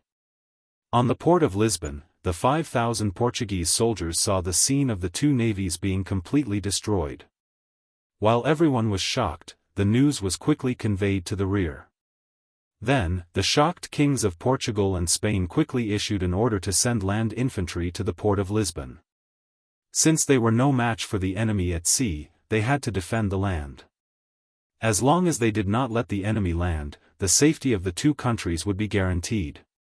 Although they lost the joint fleet, the two kings did not feel that there was any danger. They even mocked Wuxia for only knowing how to show off at sea. If they directly went ashore after destroying the joint fleet, how could the 5,000 soldiers stop them? By now, Wuxia should have already reached the land, and the flames of war should be everywhere in Portugal. Now, they were prepared. Almost all of the Portuguese army was mobilized, sending out 300,000 soldiers, and the Spanish army also sent out 200,000 soldiers. Together, they had 500,000 soldiers. How could they give the enemy a chance to go ashore? As long as the Wuxia Navy could not go ashore, how long could they last at sea? In the end, the enemy would definitely withdraw. In this way, their defense would be successful. With this failure, the Wuxia Navy would not casually attack them in the future. The two kings were still mocking the Wuxia Navy for not having the ability to go ashore and not knowing how to seize the opportunity. However, they did not know that all of this was intentional by Gao Xiong. Of course, he could directly go ashore after destroying the Portuguese and Spanish navies. However, when he entered the hinterland of the two countries, he would inevitably have to face a large number of land forces. At that time, without the help of warships and cannons, it would be difficult to fight. How to severely damage or even destroy the land forces of the two countries was what Gao Xiong needed to consider. Therefore, he did not take the opportunity to go ashore. He wanted to give the other side time to mobilize their troops. In this way, a month passed.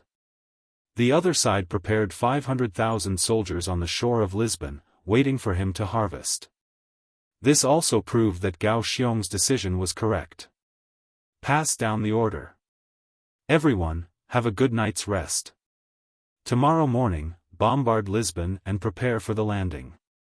When Gao Xiong saw that the other party was no longer recruiting, he knew that this should be all the strength they could muster in a short period of time. Even so, he didn't need to wait any longer.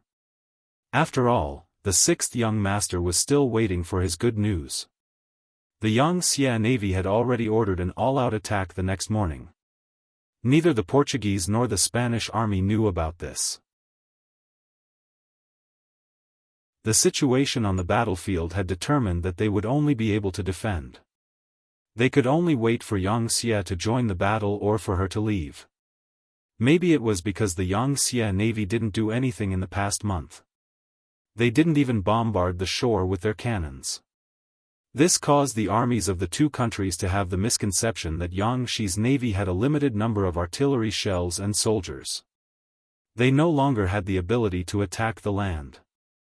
The reason why they did not leave immediately was probably because they were in a dilemma. They had completely underestimated the Wuxia navy's two armies and were not prepared at all. They gathered on the shore in twos and threes, chatting and talking about women.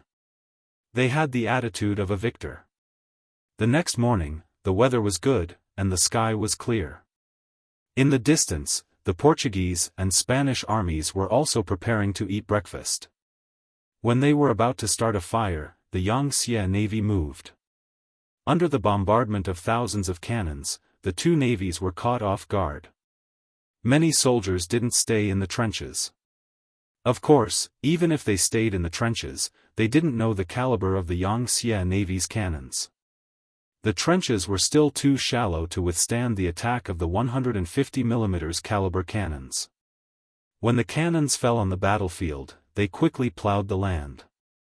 The whole land was turned over, and the so-called Portuguese and Spanish allied forces were turned into bloody corpses and buried there.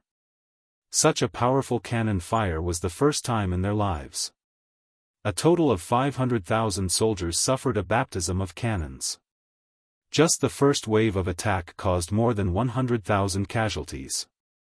Many of them were directly killed by the explosion, and some were killed by the powerful cannons. They never knew that cannons could be so powerful. The soldiers of the Double Fang coalition army just lay on the ground out of fear. They didn't know how powerful the remaining power of the 150 mm caliber cannonballs was. Each of them was shaken to the point that their internal organs ruptured and they died. There were also many soldiers who were far away, but because of the power of the cannons, they were injured by the shrapnel. They fell to the ground and cried out in pain. Hee, prepare for the second wave of cannons, fire. Putting down the binoculars in his hand, Gao Xiong's face was full of smiles. Then he shouted again, and the deafening sound of cannons rang out again, extending towards the Allied forces. The soldiers who were lucky enough not to be hit by the cannons before were already stunned by the scene in front of them. They were still standing there with their eyes wide open, sighing at the powerful firepower of the Wuxia navy. Above their heads, there was a wave of red light. Not good, this is a cannonball attack, run. An officer of the Portuguese army shouted in fright. It's just that his voice was already replaced by the rumbling of the cannons. Apart from himself, no one could hear him. Even if they could hear him, under the bombardment of thousands of cannons, where was a safe place? After the cannons spread out, they once again gave the Allied forces a thunderous blow. More than 100,000 soldiers were killed. Broken limbs were everywhere, and countless were injured. After 2 rounds of cannons, the cannons finally stopped. The current Allied forces were already in shambles. Apart from the casualties, there were less than 100,000 soldiers left. They were scattered all over the place.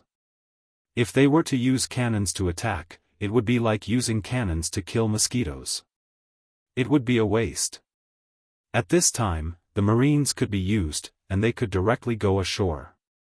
At this moment, the 5-star Army's king of the land finally made his appearance. 6 ZTZ-99 main battle tanks jumped out from the deck of the Level 6 battleship Kaohsiung was on. They passed through the temporary iron bridge built by the engineers and smoothly arrived at the port of Lisbon, Portugal. Behind the rumbling king of the land, there were tens of thousands of soldiers from the cold front. They all carried the same Type 95 and charged towards the shore in large strides. The cannons rumbled, and the gunshots burst out. The soldiers who weren't covered by the cannons became live targets. When the Allied soldiers were still holding onto spears, sabers, and spears, they surged forward. Lines of fire appeared several hundred meters away, turning into huge meat grinders. When tens of thousands of soldiers were bombarded and shot to death, the fighting spirit of the remaining soldiers of the Double-Teeth Alliance finally collapsed. There was only one thought in their minds, and that was to escape. Run as far away as possible from these murderous demons. It was just like the scene when the 8-Nation Alliance set foot on China many years later. At this time, the 5-star Army's navy came ashore with unparalleled might, and the Tufang Alliance was completely defeated. Tens of thousands of Marines, under the leadership of the 6 tanks, smoothly captured Lisbon, and then chased the deserters of the Tufang Alliance into the hinterland of the Kingdom of Portugal. The advantage of firearms and years of hard training finally paid off. In less than a month, the entire Kingdom of Portugal was completely captured, and then the army's vanguard kept moving towards the neighboring Toledo of the Kingdom of Spain. In the world, not only did China have traitors, but in the face of the powerful offensive of the 5-star Army, there were also many Portuguese and Western traitors. In order to survive, they took the initiative to become the guides of the Xianxia army. They helped to occupy the land of the two countries, and helped to plunder the wealth of the two countries. In just 3 months, the bright red flag of the 5-star Army was planted all over the borders of Portugal and Spain. It was worth mentioning that when Kaohsiung led the army to attack Toledo, he also found a railcar construction factory here. This was all bought by the merchant Garcia at a high price from Resin City. He originally wanted to use this to start an industrial revolution in Spain. And now, all of this fell back into the hands of the 5-star Army. As Yang Chendong expected, it was all for the development of Yangtze.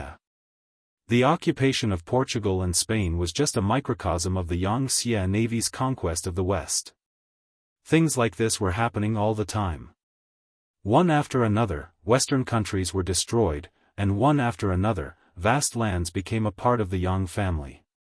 And this kind of war would continue until one day, Yangtze's 5-star flag was planted in every corner of the Western world. Baiming capital. Zhu Qiu, the Daizong, finally passed away due to illness. In 1469 AD, his son, Zhu Jianji, succeeded the throne and was given the title of Hezong. It was a symbol of peace. It was just a title, and it could not change everything. Baiming's strength was rapidly weakening. If not for the fact that Yangtze was still consolidating the fruits of his victory over the Southern Ming Empire, Baiming would have followed in the footsteps of the Southern Ming Empire. Obviously, Yang Chendong did not have any intention to attack Baiming. In the 3 battles that he had fought against the Southern Ming Empire, more than 10,000 Han soldiers had died. It was enough. Now that he was going to deal with Baiming, Yang Chendong hoped to take over everything in a more peaceful way. He believed that he could do this. Zhu Jianji succeeded the throne. Although he did not like power, and he did not even want to be the emperor, he was still in power. However, he was still in power and had just ascended to the throne, so he still wanted to do everything he could to turn the tide with his own strength. One of the things he did was to take back some of the power of his teacher, Su Yozhen, and personally handle the affairs of the country. Although Zhu Jianji did not show any ambition for power or political methods when he was the crown prince, no one could underestimate an emperor. However, no one could underestimate the power of an emperor.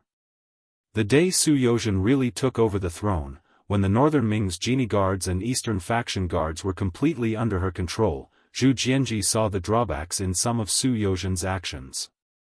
He really couldn't understand how his late parents could pass such an obvious act of cheating the country by using money to buy officials and crimes. After taking away Su Yozhen's power and confining her at home, the young and energetic Zhu Jianji began a 2-year-long journey of reform. Regarding this, Yang Chendong had been watching from the sidelines. He also wanted to see what this young emperor, who had never appeared in history, would do. Would he really be able to change the entire northern Ming dynasty into a brand new state? Clearly, Yang Chendong was going to be disappointed. Zhu Jianji, who only wanted to rely on his own strength, was still too young. He did not understand the way of the emperor. Although many of his ideas were good, and he had used a few ambitious young officials, the road of reform was not so easy to walk. When it came to the interests of the conservative factions, even the emperor would be defeated and forced to leave Maicheng. After 2 years of tossing and turning, the orders from above could not even leave the capital's Shantian prefecture. Zhu Jianji, this young emperor, was also resisted by more and more officials. At this time, Su Yozhen once again had a place to use her skills. More and more officials sought her out, hoping that she could stand up and preside over the situation. When necessary, they were even willing to lower their heads to Bugnam of Gojoseon. These people were not stupid. They could already see that if they allowed Zhu Jianji to continue tossing and turning, it would not be long before their wealth would be greatly reduced. If the reform continued, their lives might not even be saved. In contrast, if they surrendered to Yang Xie, they would at least be able to live peacefully and keep at least 20% of their wealth. In comparison, this result was much more acceptable. Under the numerous calls and shouts, Su Yozhen walked out, half unwilling, half unwilling. In the imperial palace, she and Zhu Jianji, the Emperor of Peace, talked from morning until night. No one knew what they talked about, but not long after Su Yozhen came out of the imperial palace, Zhu Jianji announced that he would be recuperating in the imperial palace due to his poor health. Thus, the power of the court returned to Su Yozhen's hands. As soon as Su Yozhen ascended to the throne, the first thing she did was to send people to Wu Nan Wang to ask for peace. She also expressed that they were willing to perform the courtesy of a subject, willing to give up their political power, and willing to let Northern Ming become one of the Yang faction's forces, a part of it. If it were 2 years ago, if Su Yozhen dared to say such a thing, he would definitely be condemned by thousands and cursed by tens of thousands. But now, not a single person stood up to oppose this. Perhaps they had already seen that Bai Ming had no other choice but to be swallowed up by Yang Xie. The only difference was whether they had to submit after a fight or submit peacefully. None of the officials in the imperial palace stood up to oppose, because they had always been in favor of peace. With the idea of emphasizing culture and restraining military force, it was better not to go to war if possible. After dealing with the civil officials, only the military generals were left. As a powerful figure in the Bai Ming army, Shiheng had already quietly set out at this moment and came to Shi City, one of the cities built by Bugnam of Gojoseon. This time, he came to ask for peace, or to put it bluntly, he came to surrender. Marquis Wuxia Xianxia had already received the news that the Xianxi army general had been secretly taken down by the deputy general Su Dai. Now this army was secretly moving towards Datong. It seemed that they were going to take Datong. As for the Datong army general Sun Hong, he was old. In these years, because Bai Ming and Yang Xie got along well, there was no war. The imperial palace had already cut off the other party's grain and provisions. Datong was constantly referees and soldiers, and it was no longer as prosperous as before. Once the Xianxi army entered Datong, it was obvious what the result would be. At this moment, if Shiheng did not make the right choice, he would not be given the chance to surrender in the future. As the saying goes, the one who strikes first gains the advantage, and the one who strikes later suffers. Shiheng took the lead. This great general, who was the best at taking advantage of the situation, took the initiative to come to Shi City to express his sincerity in surrendering to Xianxia. Tiger's man was not surprised at Shi Heng's arrival. In fact, he had been waiting for this moment. Otherwise, as a member of the military committee, he would have gone to Qiqian City to take up his new post. Seeing that Shi Heng had finally appeared, he could not help but breathe a sigh of relief. The man had feelings for the woman, and the woman had feelings for each other. The following negotiations were naturally very smooth. Shi Heng's request was not high. He just wanted to save his and his family's lives. He probably also knew that over the years, he had fought many battles with the 5-star army, although they all ended in defeat. However, he had also killed the soldiers of the 5-star army. Who knew if they would bear a grudge against him? He did not dare to ask for too much. He only asked for his old life and the safety of his family. Regarding Shi Heng's tactfulness, Hu Mang did not make things too difficult for him.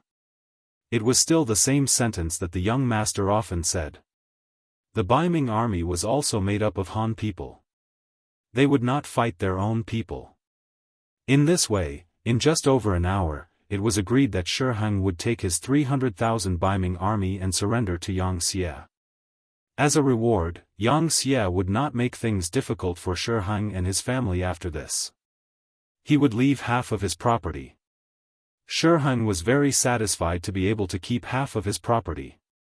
Compared to other rich people who would easily hand over 80% or even 90% of their property, Shi Heng was very satisfied to be able to keep half of his property. After the important matter was discussed, Shi Heng chatted with Tiger's man while drinking tea. The atmosphere was very harmonious. Seizing the opportunity, Shi Heng carefully probed, "General Hu, may I know about the deputy commander-in-chief of Xiangxi?" Tiger's man's lips curled up slightly. He knew what the other party wanted. At this time, he was not afraid that the other party would know. He casually said, "Shi Ho, you are asking about Deputy General Su Dei, right? In fact, he has been a member of Xianxia for 10 years. Oh right, he was personally recruited by Bugnam of Gojoseon. He has always been in the Baiming army as a spy." A flash of surprise appeared in Shi Heng's eyes. He praised himself in his heart and started to rejoice that he had done the right thing. Since Yang Chendong could arrange a spy in the Xiangxi army, who knew if he had such a spy by his side? If he resisted until the end, his head might be chopped off by one of his subordinates before the war even started. After learning the truth, Shi Heng was even more determined to surrender.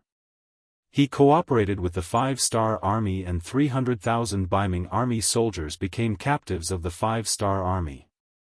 Not long after, good news came from Su Dei. Due to the fact that Datong's general manager Sun Hong was unrepentant, he still wanted to compete with the Xiangxi army despite the disparity in numbers. After sleeping for one night, his head was chopped off by an inconspicuous soldier beside him. Because of this, the leaderless Datong army could only choose to surrender when the Xiangxi army arrived at the city gates. The rebellion of the border army had opened the western gate of Baiming morning. After the new 5-star army commander Shi Wanshan pacified the Yusang region and rested for a year, he led his army into Baiming. The army headed straight for the capital of Baiming.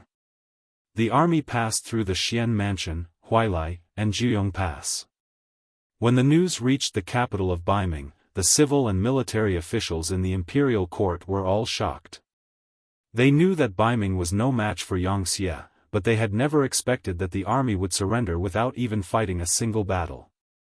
In the imperial palace of Baiming, Zhu Jianji, who had already stopped his reforms and handed over his authority, did not have any change in expression when he heard this news. All of this was within his expectations. In the 2 years that he had been in power, he had always felt a large hand obstructing him, as if everything he wanted to do was fraught with difficulties. At that time, he had already predicted that this day would come. With a sigh, Zhu Jianji issued an order. Someone, summon junior teacher Su into the hall. Around 2 hours later, Su Yozhen entered the main hall of the imperial palace and saw Zhu Jianji seated in the throne room. "This subject pays respects to your majesty." It was only a bow.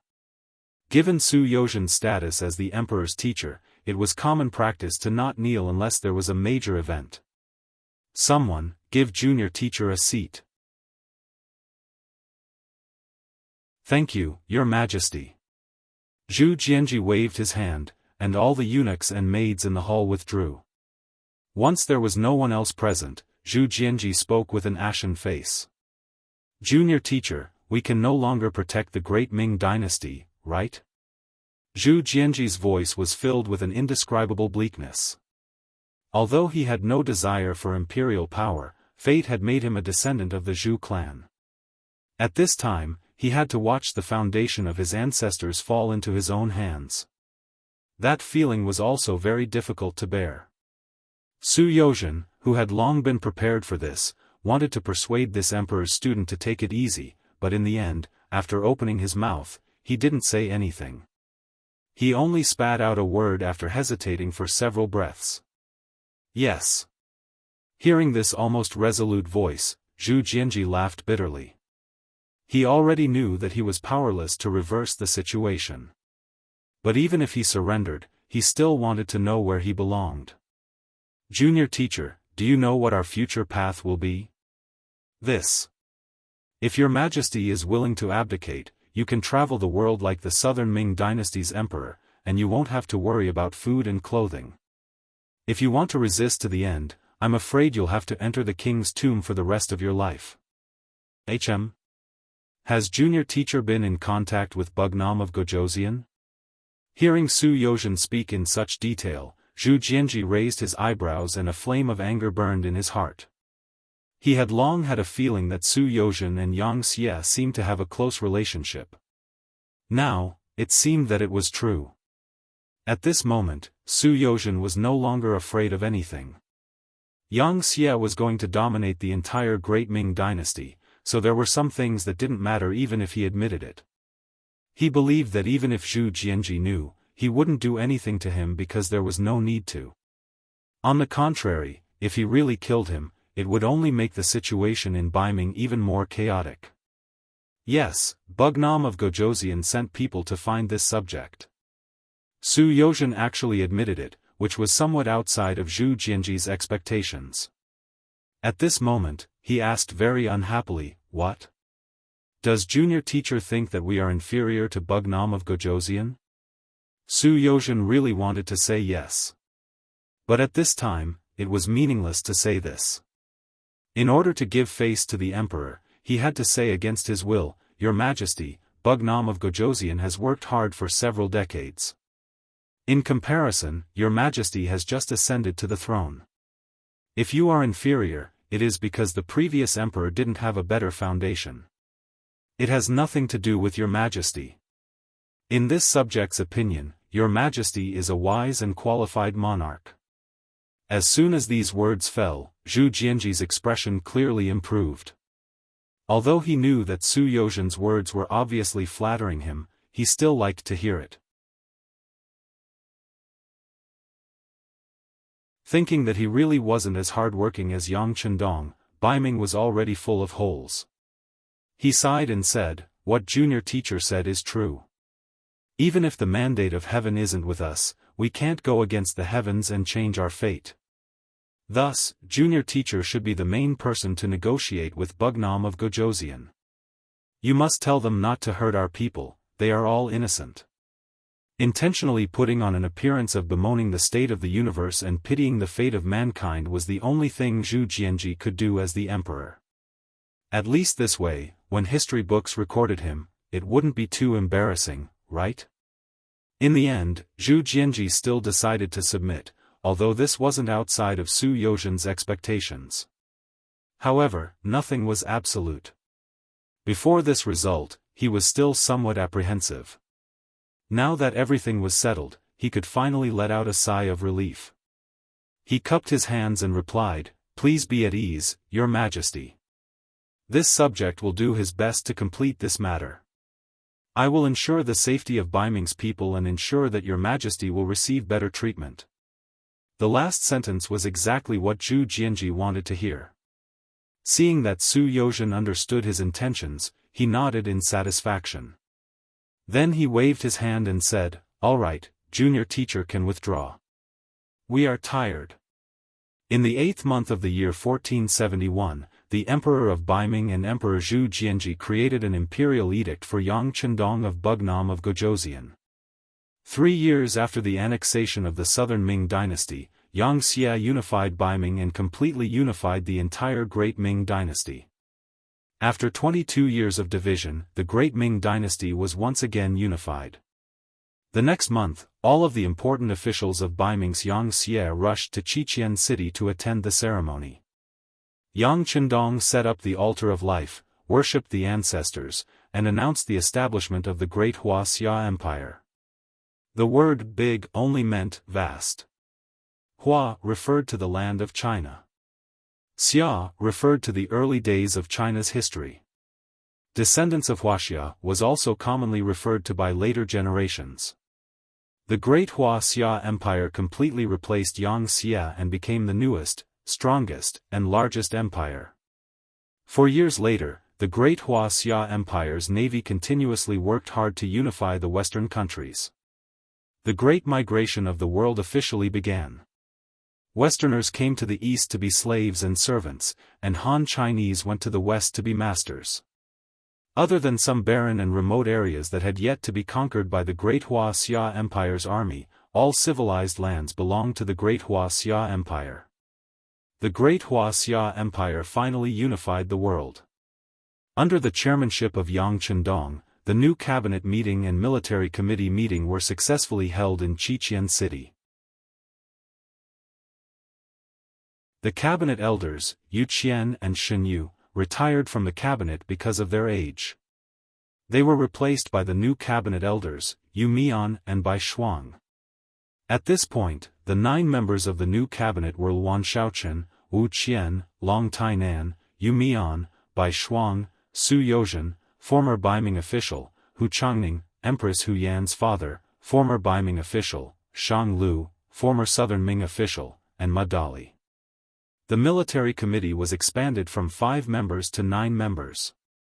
They were Tiger's Mane, Ling Song, Gao Xiong, Tian Yu, Tian Hu, Beta Persei, commander of the Black Cavalry, Yang San, director of the General Intelligence Bureau, Yang Si, chief of the Logistics Department, and Yang Wu, commander of the Imperial Guards. After the cabinet and military committee, there were more than 30 governors. They were Governor of East Asia, includes Great Ming, the Mongolian grasslands, Korea, and Japan. Governor-General in Southeast Asia, sphere of influence includes the Philippines, Vietnam, Laos, Cambodia, Myanmar, Thailand, Malaysia, and Brunei. Governor-General of South Asia, sphere of influence includes Nepal, Bhutan, Bangladesh, India, and Pakistan. Governor of Central Asia, sphere of influence includes the provinces of Kazakhstan, Kyrgyzstan, Tajikistan, Uzbekistan, Turkmenistan, and Timur. Governor of West Asia, sphere of influence includes Khan, Iraq, Iran, Syria, Jordan, Lebanon, Israel, Palestine, Saudi Arabia, Yemen, Georgia, Armenia, Azerbaijan, and Turkey. In addition, there were more than 20 regional governors in Northern Europe, Eastern Europe, Central Europe, Western Europe, Southern Europe, North Africa, East Africa, Central Africa, West Africa, South Africa, Oceania, North America, and South America. The governor positions would be changed every 5 to 8 years to prevent any private power from getting too big. The list of governors would be recommended by the military committee and appointed by the Great Wuxia Emperor. In each governor-general's region, there is a governor-general in charge of local affairs, such as the people's livelihood, agricultural development, urban development, taxation, census, education, and other local affairs. There is a military governor-general in charge of local security and garrison security. There is a commercial governor-general in charge of light commerce, industrial commerce, heavy commerce, and resource management, including the development and management of minerals, petroleum, and non-ferrous metals. There would be 3 governors in one region, and each of them would have the power to submit a secret report to the Great Wuxia Emperor to ensure that there would be checks and balances. At the same time, the surveillance, anti-corruption, and intelligence departments would investigate the officials in each region. If there was any corruption or malfeasance, they would be taken down without any hesitation.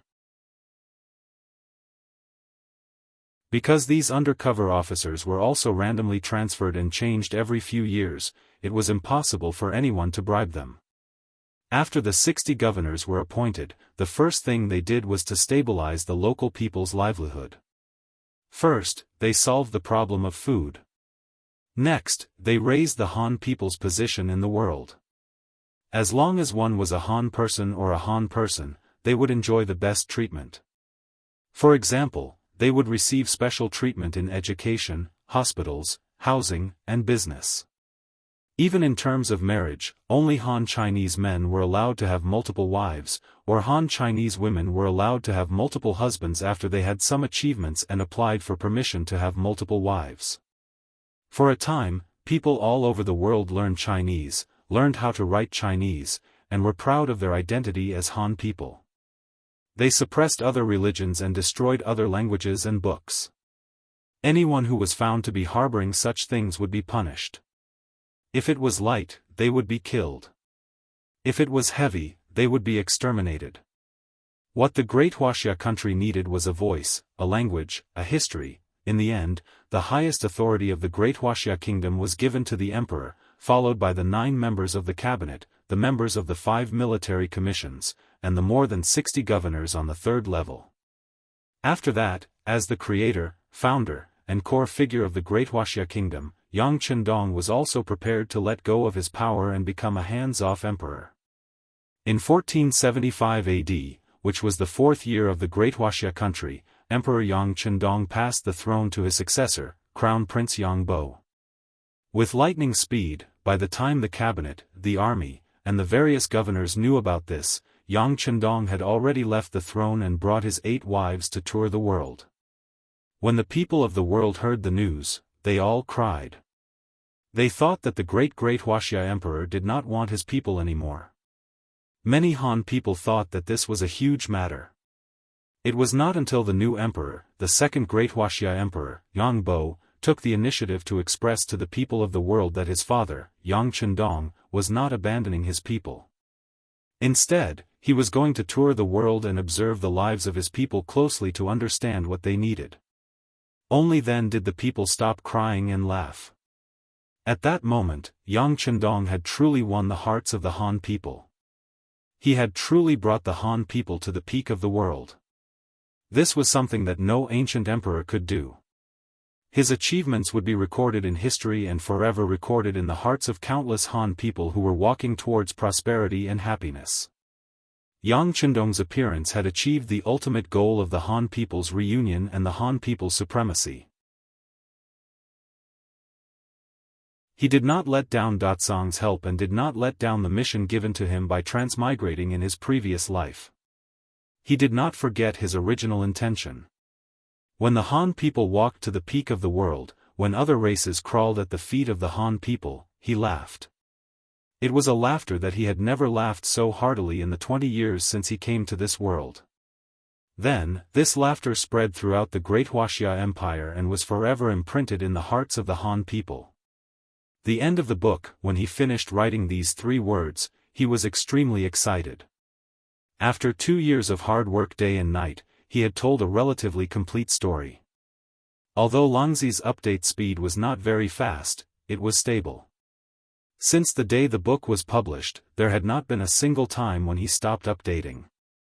For 2 consecutive years, more than 700 days and nights, 5 million words could be considered a positive result. Without everyone's support, Langzi would not have persisted. Although his grades had not been very good, he had never stopped working. This was the direction that Langzi had worked hard towards. Since he had started, there must be results. From 2010 to now, it had been like this for 11 years. He also thanked everyone for accompanying Langzi through this journey. In the Book of Military Supplies, there were also many people to thank. Moral Student 609, G. Pingan, L_Rue, Book Friend 587607743, Book Friend 582782001, Flame 3-inch Ding, Book Friend 267844426, Kankanshu 202, Book Friend 577622277, God Block _Killing God, 13461009964, Badaojiang, Dazili, and so on. Thank you for your support, rewards, subscriptions, and recommendations. With your support, Langzi will put in more effort to write every story. His new book, The Duke is Fierce, has already begun serialization on the Zhongheng Chinese website. He welcomes everyone to read it and witness a new story with Langzi. You're tuning in to the Unparalleled Swordwill YouTube channel. Don't forget to subscribe and join us on this journey to catch the most captivating stories.